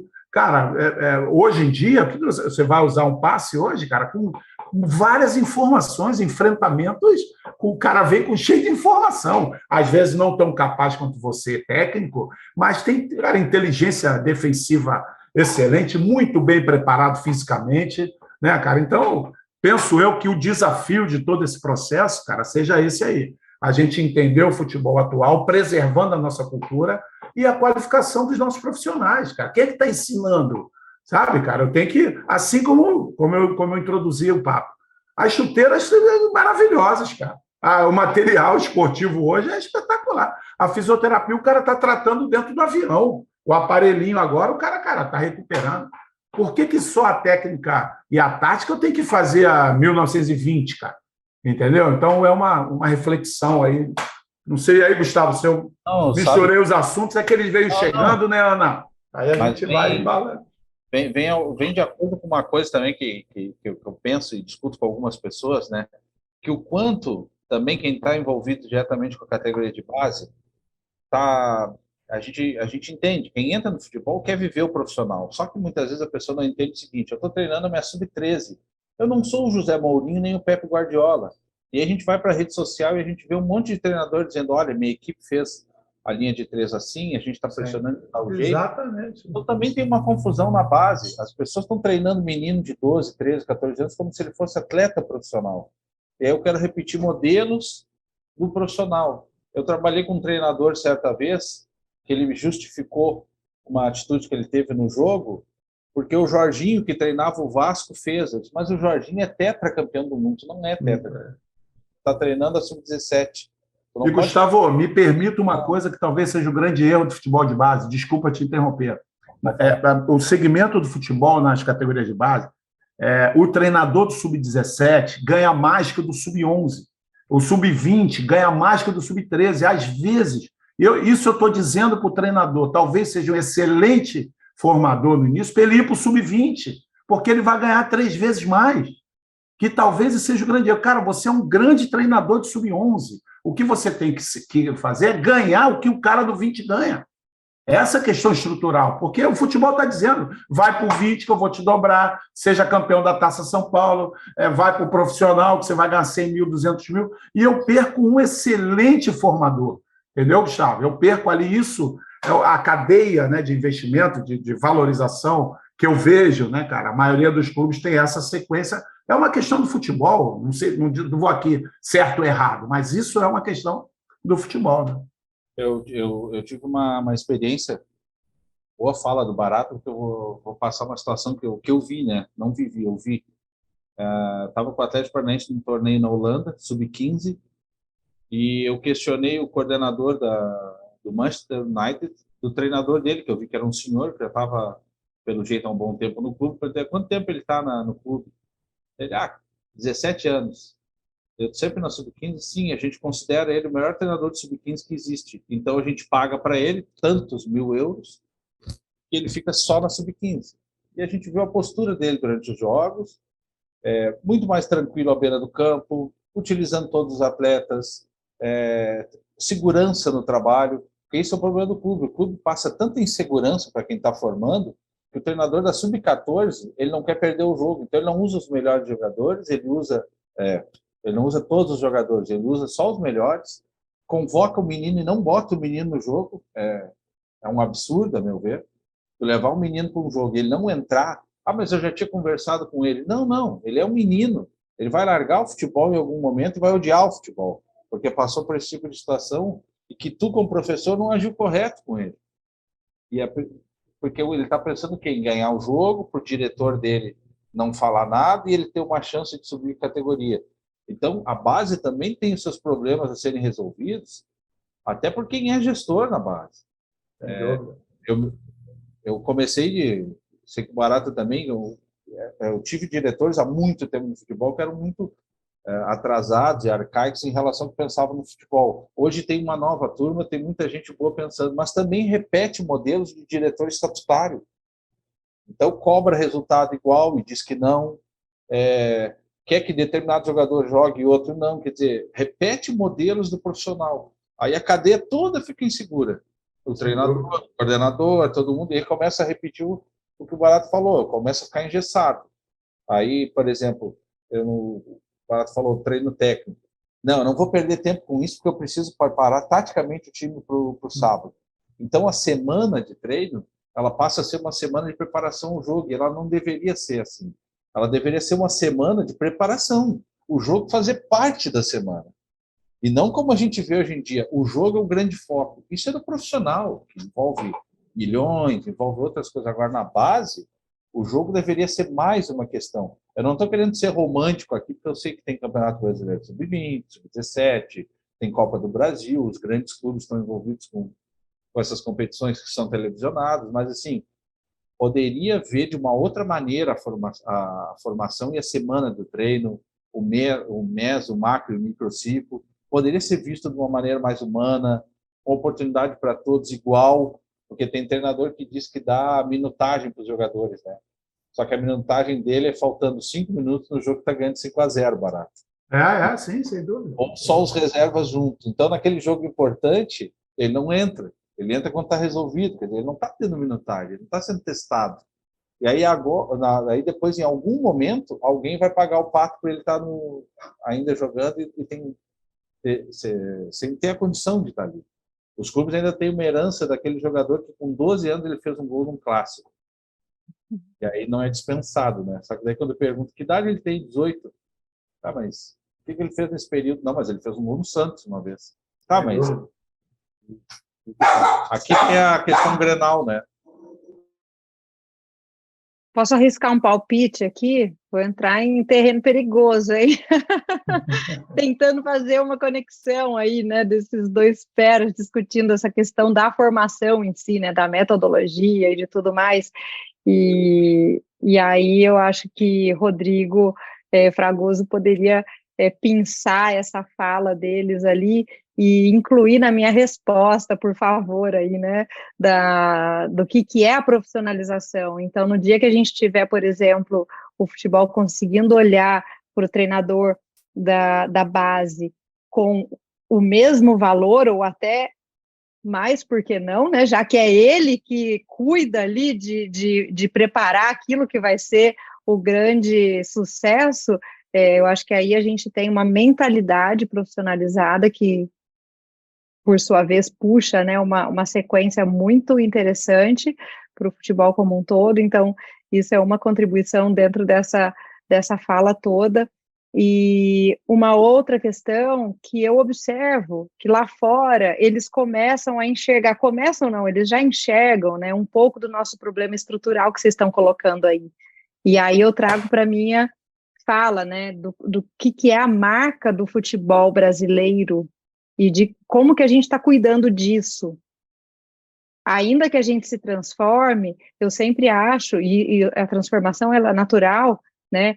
Os organismos são vivos, as marcas são vivas, as empresas, e é assim com o futebol também, né? A gente tem as mudanças, mas é interessante que a gente faça isso com intencionalidade, porque aí a gente consegue cuidar para o lugar que a gente está indo. E talvez por não olhar com intencionalidade, não cuidar, e deixar o mercado perceber essas fragilidades, o mercado mundial, a gente se coloca numa posição frágil, enquanto presença mundial mesmo nesse esporte que até outro dia era nosso que era garantido, né? Falou em futebol, você está falando do Brasil, e hoje a gente já começa a se enxergar numa posição um tanto fragilizado com relação a isso. Há uns 3 anos, 2019, 2018, eu tive numa aula na Federação Italiana de uns fisiologistas, né? Vocês podem me perguntar o que você estava fazendo lá, para entender o mercado. Eu já fiz curso e aula do que vocês pensarem. E aí foi muito interessante, porque os fisiologistas da Federação Italiana têm essas preocupações e criam soluções.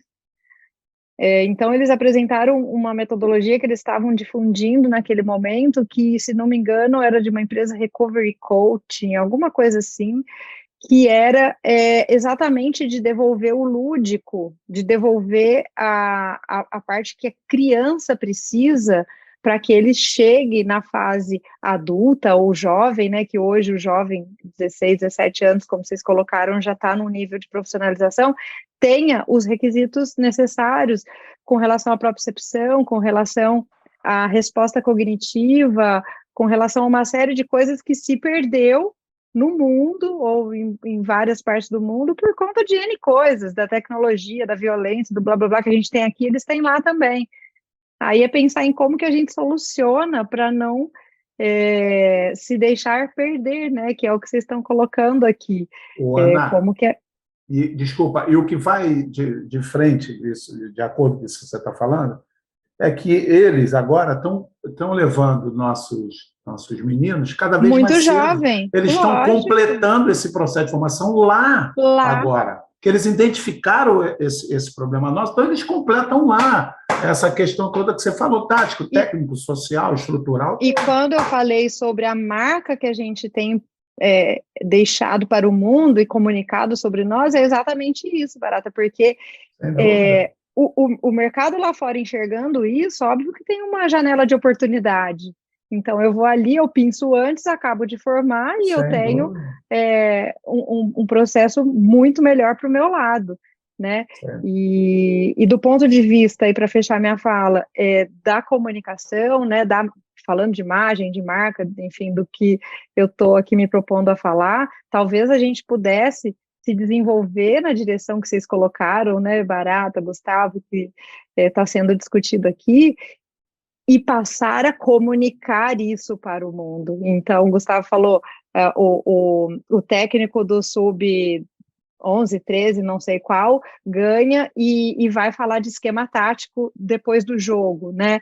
Então, se em vez disso a gente também tiver um processo de qualificação desses profissionais que fazem parte, né, da estrutura do futebol, ao ponto de organizar, olha, o que a gente tem que valorizar, o que a gente tem que comunicar, os pontos que a gente quer ressaltar para o mundo são esses, né, e aí focar nas questões que a gente está colocando aqui, que é mais importante, talvez isso também auxilie, né, não vai ser o grande milagre, mas talvez auxilie nesse processo do mundo começar a nos perceber de novo, como um país criativo, de uma formação interessante e etc.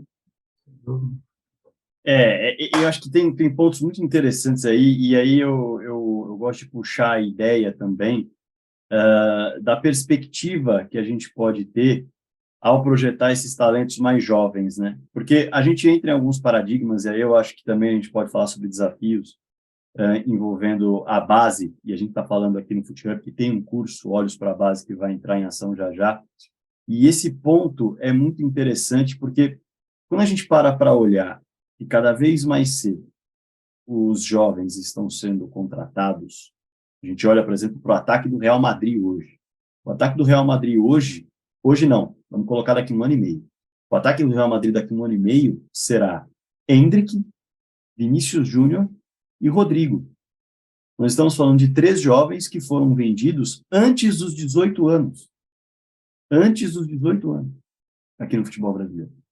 E aí você vai buscar o Vitor Roque, que é um atleta que ainda não foi vendido, mas o Atlético Paranaense já recebeu inúmeras propostas. Pode puxar o Gabriel Magalhães, também atacante. Ranier, né, Rodrigo? O Ranier é de lá, do Real Madrid, está emprestado também, lá. Também, está emprestado.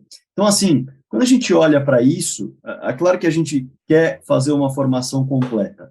A gente quer trabalhar com um atleta que vá conseguir lidar não só com a pressão natural de ser uma estrela, de ser alçado como um grande nome, porque, claro, tem aqueles 88% que não vão virar nada. E tem que ser uma preocupação importantíssima, que é justamente o que a Ana falou, de você formar o ser humano, desenvolver o cognitivo, dar outros caminhos, se aquele do futebol não for, de fato, o caminho final.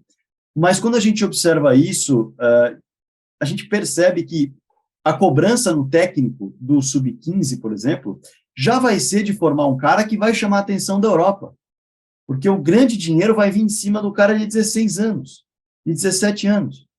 Então, como vocês que trabalham com categorias de base, com formação, com debates, com diretorias, como conseguir conciliar essa ideia de que, olhando para a categoria de base, olhando para a formação, olhando justamente para o mercado, você vai ter que formar um ser humano, mas, ao mesmo tempo, você vai ter que acelerar a formação desse cara tecnicamente, taticamente também, porque eles vêm buscar cada vez mais cedo.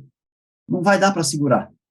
Ô, Rodrigo, antes de... Desculpa, né? Atropelei todo mundo. Não atropelou nada. É a dúvida que eu tenho aqui. Essa dúvida é uma dúvida que eu estou construindo agora mesmo. Como fazer isso acontecer? Porque a gente não vai ter esse processo de formação até o final aqui. A tua fala me faz lembrar uma outra coisa que tu não falou aí, mas é muito importante. À medida que o jogador está saindo cada vez mais cedo do Brasil, cada vez mais o brasileiro não se identifica mais com a seleção brasileira. Porque para um jovem é um ataque de pessoas que ele não conhece. Vinícius Júnior, Rodrigo, Vitor Roque, eles estão sendo cada vez mais cedo. O torcedor não se identifica mais quando vê a seleção brasileira. Eu, pelo menos, não vejo mais euforia nas ruas em Copa do Mundo.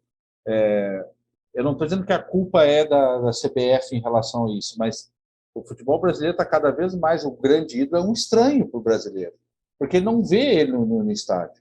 O brasileiro não sabe quem é o Casemiro direito, porque a história dele foi construída no grande Real Madrid, é um mérito para ele, tá certo? Agora, ele não pode usufruir desses jogadores no dia a dia. Eu vi o Zico no estádio, vi o Tafarel no estádio, vi um monte de gente. Agora, eu fiquei vendo por mim, a seleção brasileira caiu fora da Copa, eu disse, que pena, deu.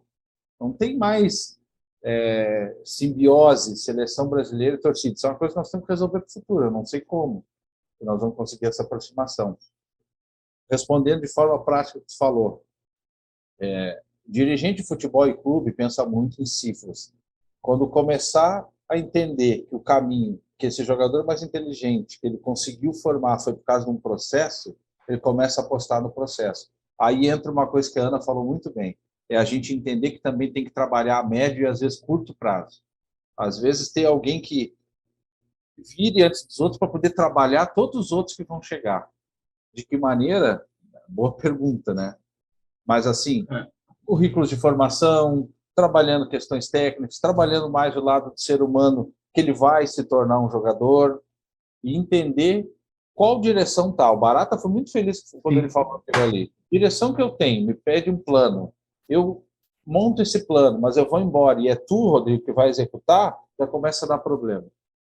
O Rodrigo, cara, é assim, para complementar a fala do Gustavo, cara, assim, é fato que o futebol brasileiro está com o Pires na mão, né, cara? O que se salva, o Palmeiras, o Corinthians, o Flamengo, vamos dizer assim, né? E aí a questão da televisão, um monte de clube, né, depende da receita da televisão, então, e aí isso inevitável, a força do dinheiro do exterior, a força econômica, eles vêm mesmo. O que a gente, penso eu, cara, pega esse dinheiro do Hendrick, isso é o destaque, é um menino. Imagina quantos jogadores favoreceram o trabalho do Hendrick, quantos laterais, quantos volantes, quantos meias, quantos fisioterapeutas, sabe? Quanto cara que cuida da grama.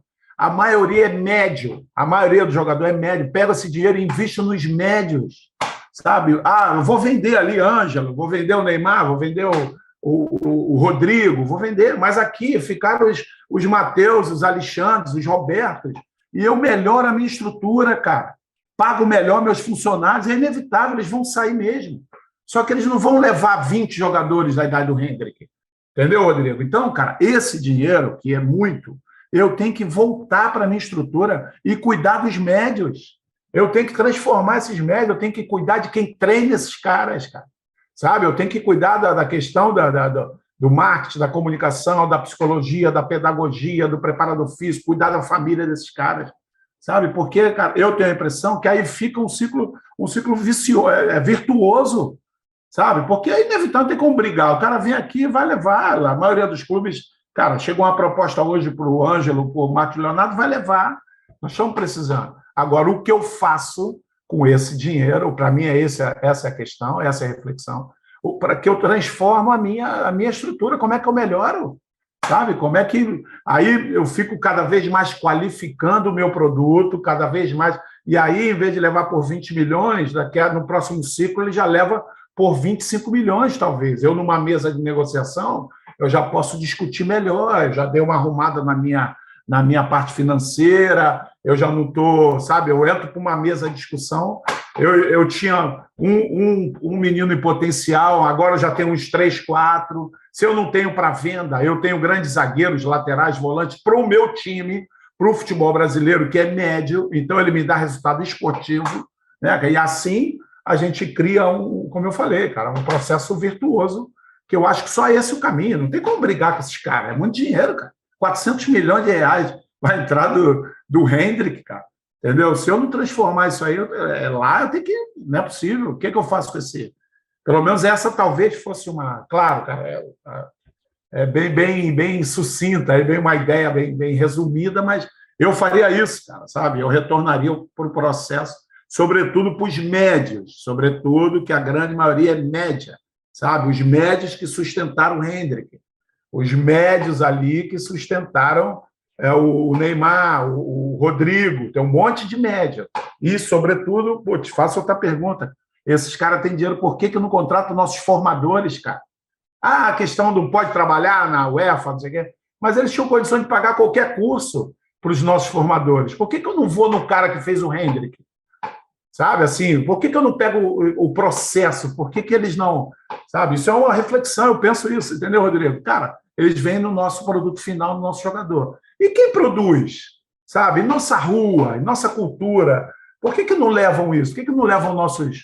Sabe, porque você não ouve aí contratação de professor, contratação de métodos, né, Gustavo? Desenvolver metodologias. Eles têm uma fidelidade ao seu processo cultural. Talvez a ideia deles do que é o treinador brasileiro seja muito ruim, né?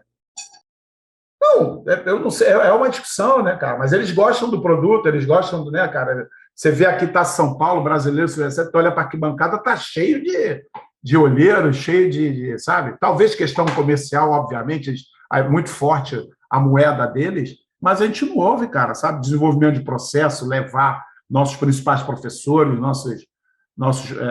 enfim, criadores de processos metodológicos, enfim, a gente ouve muito pouco isso, né, cara? Claro, essa questão de UEFA, né, a questão de poder trabalhar lá, enfim, não está muito claro isso, mas não é um caminho consistente. Você não observa quem ensina, né? Eles levam os formados, os formadores. A gente não ouve muito esse caminho. Barata deixou quicando de novo para mim. Deixa comigo, Ana. Já vai aí, Ana. A gente está trocando aqui por WhatsApp, Barata. Você fala, ó, eu vou aqui, você remata, vai pro gol. Não é que a tua fala, assim, somado com a do Gustavo, é muito preciso, né? E aí eu só quero concordar com essa questão, que eu acho que é uma questão essencial também da gente conseguir levar para esse patamar mais alto, esse mediano, né? Esse atleta do meio, esse atleta que não é o Endrick, que não é o Rodrigo, que não é o Vinícius Júnior. Eu acho que é perfeito isso. E aí, quando você falou a palavra processos, é aí que você deixou quicando, que é outra bandeira que eu acredito muito e tenho batido nisso, inclusive desenvolvi uma equipe de consultoria para clube, muito pensando nesse processo de SAF e tudo mais, mas não só para isso, e eu tenho na minha equipe uma especialista em gestão de processos, porque o que parece conceitual demais, o que parece, como eu escrevi hoje, o Rodrigo viu minha rede social, eu escrevi, eu fico feliz de começar a ouvir, ou a parar de ouvir, que isso não é para o futebol, ou no futebol não é assim, né? Então, a gente precisa entender que na hora que eu ouço da boca de uma pessoa como você, Barata, com a tua história, o teu know-how, a tua presença no esporte, falar de processos, e a gente tem ouvido cada vez mais, me deixa muito otimista, porque realmente fazer esse desenvolvimento dos processos de tal forma que a gente se aproprie e que a gente enxergue os pontos de melhoria para chegar num patamar adiante, né, ou para recuperar alguma coisa que a gente tenha perdido aí no meio desse caminho, é muito importante. E, de repente, vale se apropriar de metodologias e ferramentas que já são utilizadas em outros mercados, porque isso existe, a gente não precisa ficar inventando a roda, a gente ajusta, põe nas especificidades do futebol e utiliza, né, de tal forma que venha para contribuir, para deixar a gente mais eficiente.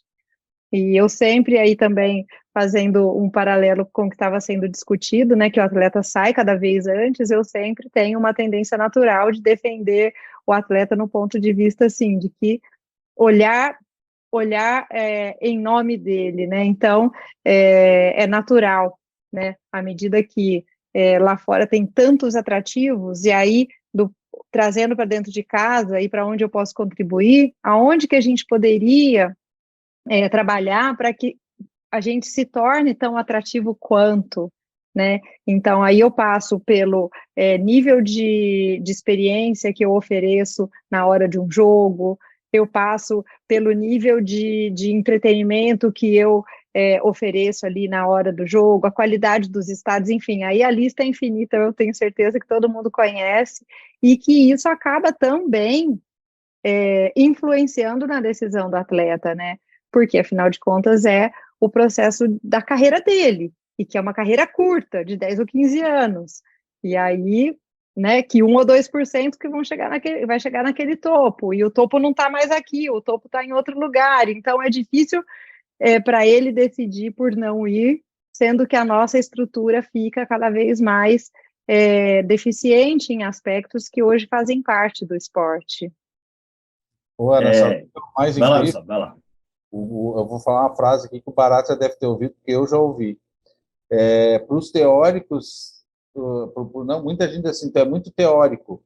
Se as pessoas soubessem que academicamente a gente não produz nada para ser um teórico, e alguns dizem assim, então é muito prático. E também não é verdade. Então a gente fica no meio do caminho das duas ali. Quem dera que eu fosse um teórico do meio do futebol, né? Mas que as pessoas não estão, elas estão tão desacostumadas a discutir um processo, por mais simples que seja, que já acham que tu está querendo engessar o jogador. Quando fala em processo, em caderno metodológico, alguma coisa, já acham que é isso, vai engessar o jogador. Não. É como uma escola, tem que ter uma certa ordem, né? Tem que ter um currículo de conteúdos para passar da quinta para o sexto ano, tem que passar por algumas questões ali para entrar na outra série. Eu acredito que na categoria de base deveria ser isso. O jogador para ir para outra categoria deveria passar por diversas situações de adversidade, ver como ele se sai para passar, e não simplesmente que eu quero que ele vá para outra categoria, que infelizmente... Até para você criar um escalonamento, né? Uma coisa contribuindo com a outra, né? Como construir, você vai pôr um tijolinho em cima do outro e chega, né? Exato. É impressionante. Assim, outro ponto que a gente tem que trazer para esse papo, nós estamos chegando ao final já, dava para falar muito mais sobre categoria de base, sobre outros inúmeros desafios, já vou pedir algumas considerações finais também dos nossos convidados, mas eu quero trazer para o papo a Rafaela Esteves, que inclusive é professora no curso Olho para Base, aqui do FootHub, e ela está com a gente justamente para responder.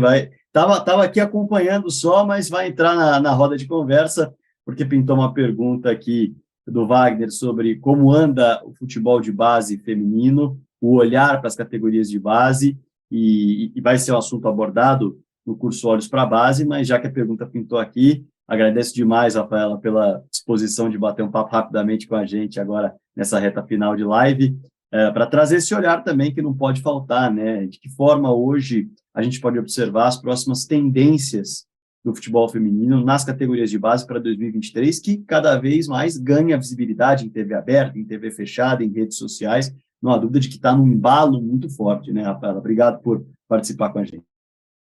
Boa noite, pessoal. Tudo bem? Estão me ouvindo? Excelente, Rafaela. Que responsabilidade. Entrei como ouvinte e estou aqui. Mas é um prazer estar falando com vocês. Agradeço aí o convite. Acho que de extrema importância o assunto é o que a Ana falou. Se a gente fica horas e horas falando. As colocações do Gustavo, do Barata, que estão no meio, principalmente Barata, concordo em número de gêneros. Hoje, o feminino ainda tem alguma distância, mas está chegando próximo. E quando a gente fala de venda de atleta, quando a gente fala de aliciamento, quando a gente fala de proposta, enfim. Então, por um lado, tem os pós e os contras, né? Mas indo assim, direto para a gente também não tomar muito tempo, e na pergunta do Wagner, ele perguntou como está o desenvolvimento do futebol feminino, né? Principalmente na categoria de base. Eu acho que cada vez mais os clubes estão tendo esse olhar, né? Cada vez mais a gente pensa que hoje a categoria de base é alicerce do clube. Eu falo que é o coração do projeto, essa categoria de base. Especificamente aqui na Ferroviária, a gente vai começar agora com 12, a gente tem dos 12, do sub-12 até o sub-20. Então, são 6 categorias de base, mas o profissional são 7 no departamento de futebol feminino. A gente também preza muito pela questão pelo lado humanizado aqui, né? Então, a gente não vê só a questão de tática técnica da atleta, a gente tem esse olhar também criterioso com relação a isso, o que facilita muito, porque hoje a gente sabe que a gente forma além de atleta cidadão, então a gente pesa muito para esse lado também. E hoje mesmo a gente teve uma reunião com a Federação e a CBF e sobre os calendários, sobre o ano passado, e eu fico muito feliz de ver vários clubes se relocando aí em relação à base. Então, hoje nós estamos aqui no interior, né, do estado de São Paulo. Então, hoje eu pude ver na reunião participantes de Ribeirão Preto, São Carlos, Votuporanga. Então, cada vez mais as equipes estão tendo esse olhar para o feminino específico da base. E acho que a gente só tem que ganhar quando a gente pensa em fomento e desenvolvimento, né? Então, o fato do ano passado a gente ter sido campeão do Paulista Sub-15 fez o Corinthians montar uma equipe, fez o São Paulo montar uma equipe. E a partir daí, por interesse em outros times e outras categorias, a federação vai criar o primeiro festival sub-12. Então, cada vez mais a gente está chegando aí, comparando ao masculino, que já tem categoria desde muito cedo. Então, acho que os clubes estão se estruturando cada vez mais, contratando profissionais qualificados para tal. Eu acho que, na minha posição que eu tenho hoje, né, de gestora da base, a gente fica muito feliz pelo trabalho que a gente realizou no passado, né, onde nós fomos em todas as finais das competições disputadas.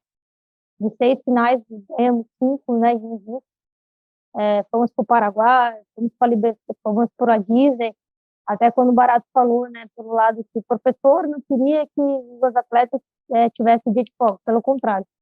A gente nem comprou nada nos Estados Unidos para a gente pensou muito em proporcionar isso para elas, a gente não sabe se elas vão ter outra vivência, outra experiência. Então, nós pensamos muito nesse lado da atleta, né, e outras coisas a mais. Então, acho que só para passar um pouquinho para vocês de como está, esse ano a gente vai ter 13 competições de base no total, A Ferroviária é um dos times aí que vai participar em todos, tem a vaga, não só pelo feminino, puxa o profissional, e sim por ela mesma, pelos bons resultados que a gente obteve no passado. Mas acho que é isso, pessoal. Acho que deu para dar um paranão. Não quero falar muito também, porque a gente vai fazer o curso, não vou dar muito spoiler, mas acho que só para mostrar para vocês de como está, eu acho que a federação cada vez mais está tendo um olhar, a CBF, para o desenvolvimento e fomento, os outros clubes cada vez mais estão se interessando e criando categorias. Espero não ficar só no ano, mas espero, assim, de coração, que hoje nós mantemos o projeto há 21 anos sem ter obrigatoriedade nenhuma. Então, eu espero que outros clubes tenham nós como referência. Eu acho que quem tem a ganhar são todos nós, né? Não é só a Ferroviária, é o futebol feminino como um todo. Mas acho que é isso. Obrigada.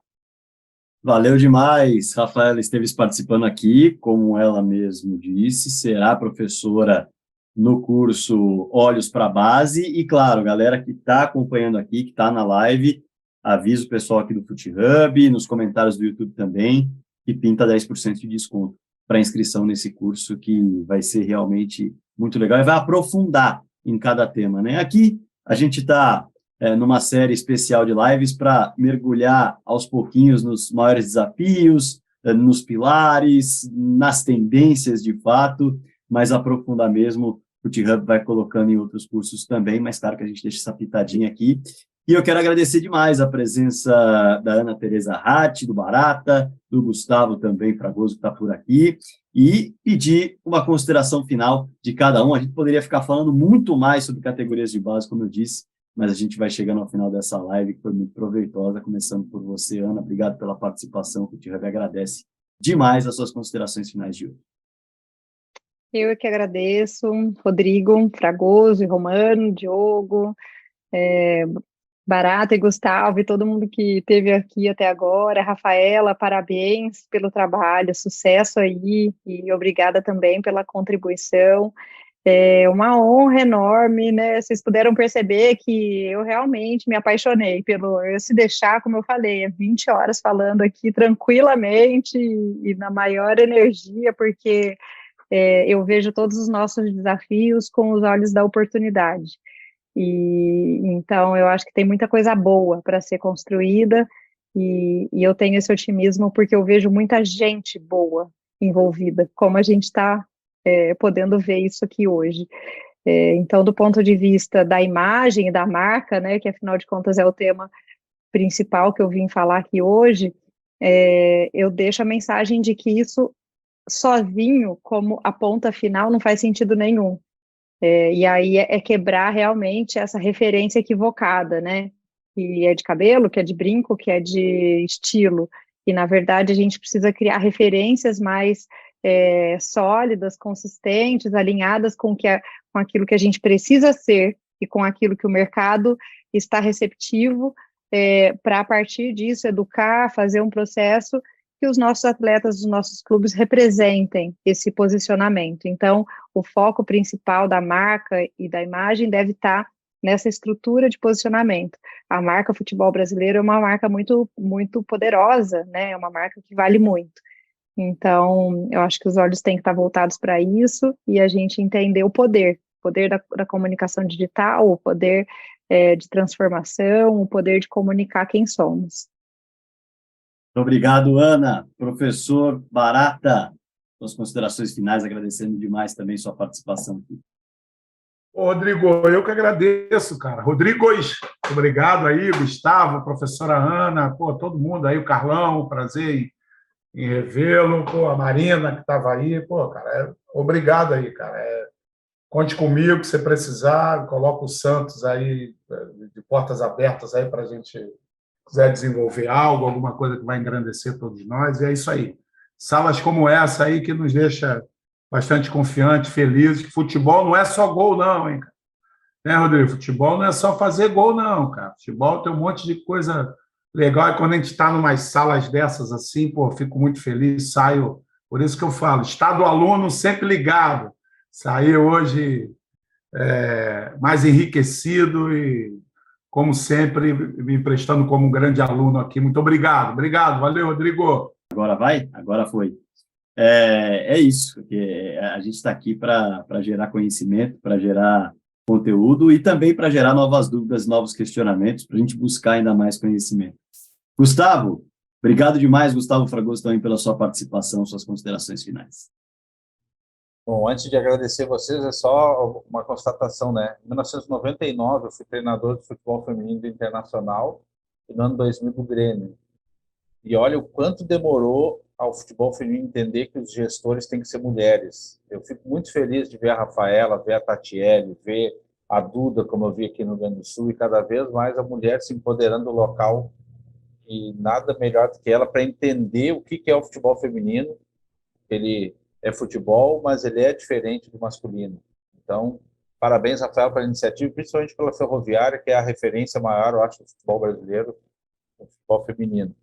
Agradecer Diogo, aos Rodrigos, ao primo, né, emprestado agora. Agradecer a troca com a Ana e com o Barata, adorei, foi muito bom, muito proveitoso. O Barata falou uma coisa que é verdade, a gente tem que acreditar em processo, a gente tem que acreditar que o futebol brasileiro vai voltar a ser o bom, não só porque tem drible, tem gol, a gente tem que entender que isso tem que estar a serviço de uma sistematização melhor e principalmente não esquecer que a gente é sempre aluno. A gente tem que estar sempre aprendendo, sempre procurando estudar, sempre vai ler um artigo, vai procurar alguma coisa, não sai da faculdade e acha que acabou a tua parte acadêmica no mundo e tu sabe é suficiente. Não, tem sempre algo novo surgindo, principalmente nesse mundo de tecnologia, né? É uma coisa que a gente não se deu conta e ainda não entendeu como lidar com ele, mas como tu falou, Rodrigo, com o tempo a gente consegue. Muito obrigado, sempre à disposição. Valeu demais, é isso, né? Para quem ainda está na sala, pedir desculpa por algumas coisas que aconteceram na questão técnica, algumas invasões na sala, mas não atrapalharam em nada o andamento do nosso papo. Então, valeu demais a você que acompanhou aqui agora, uma boa noite, a galera que acompanhou também no YouTube, pode deixar seu comentário aqui embaixo, curso Olhos para a Base, pintando aqui no FUT Hub, tá bom? Grande abraço e até a próxima. Tchau.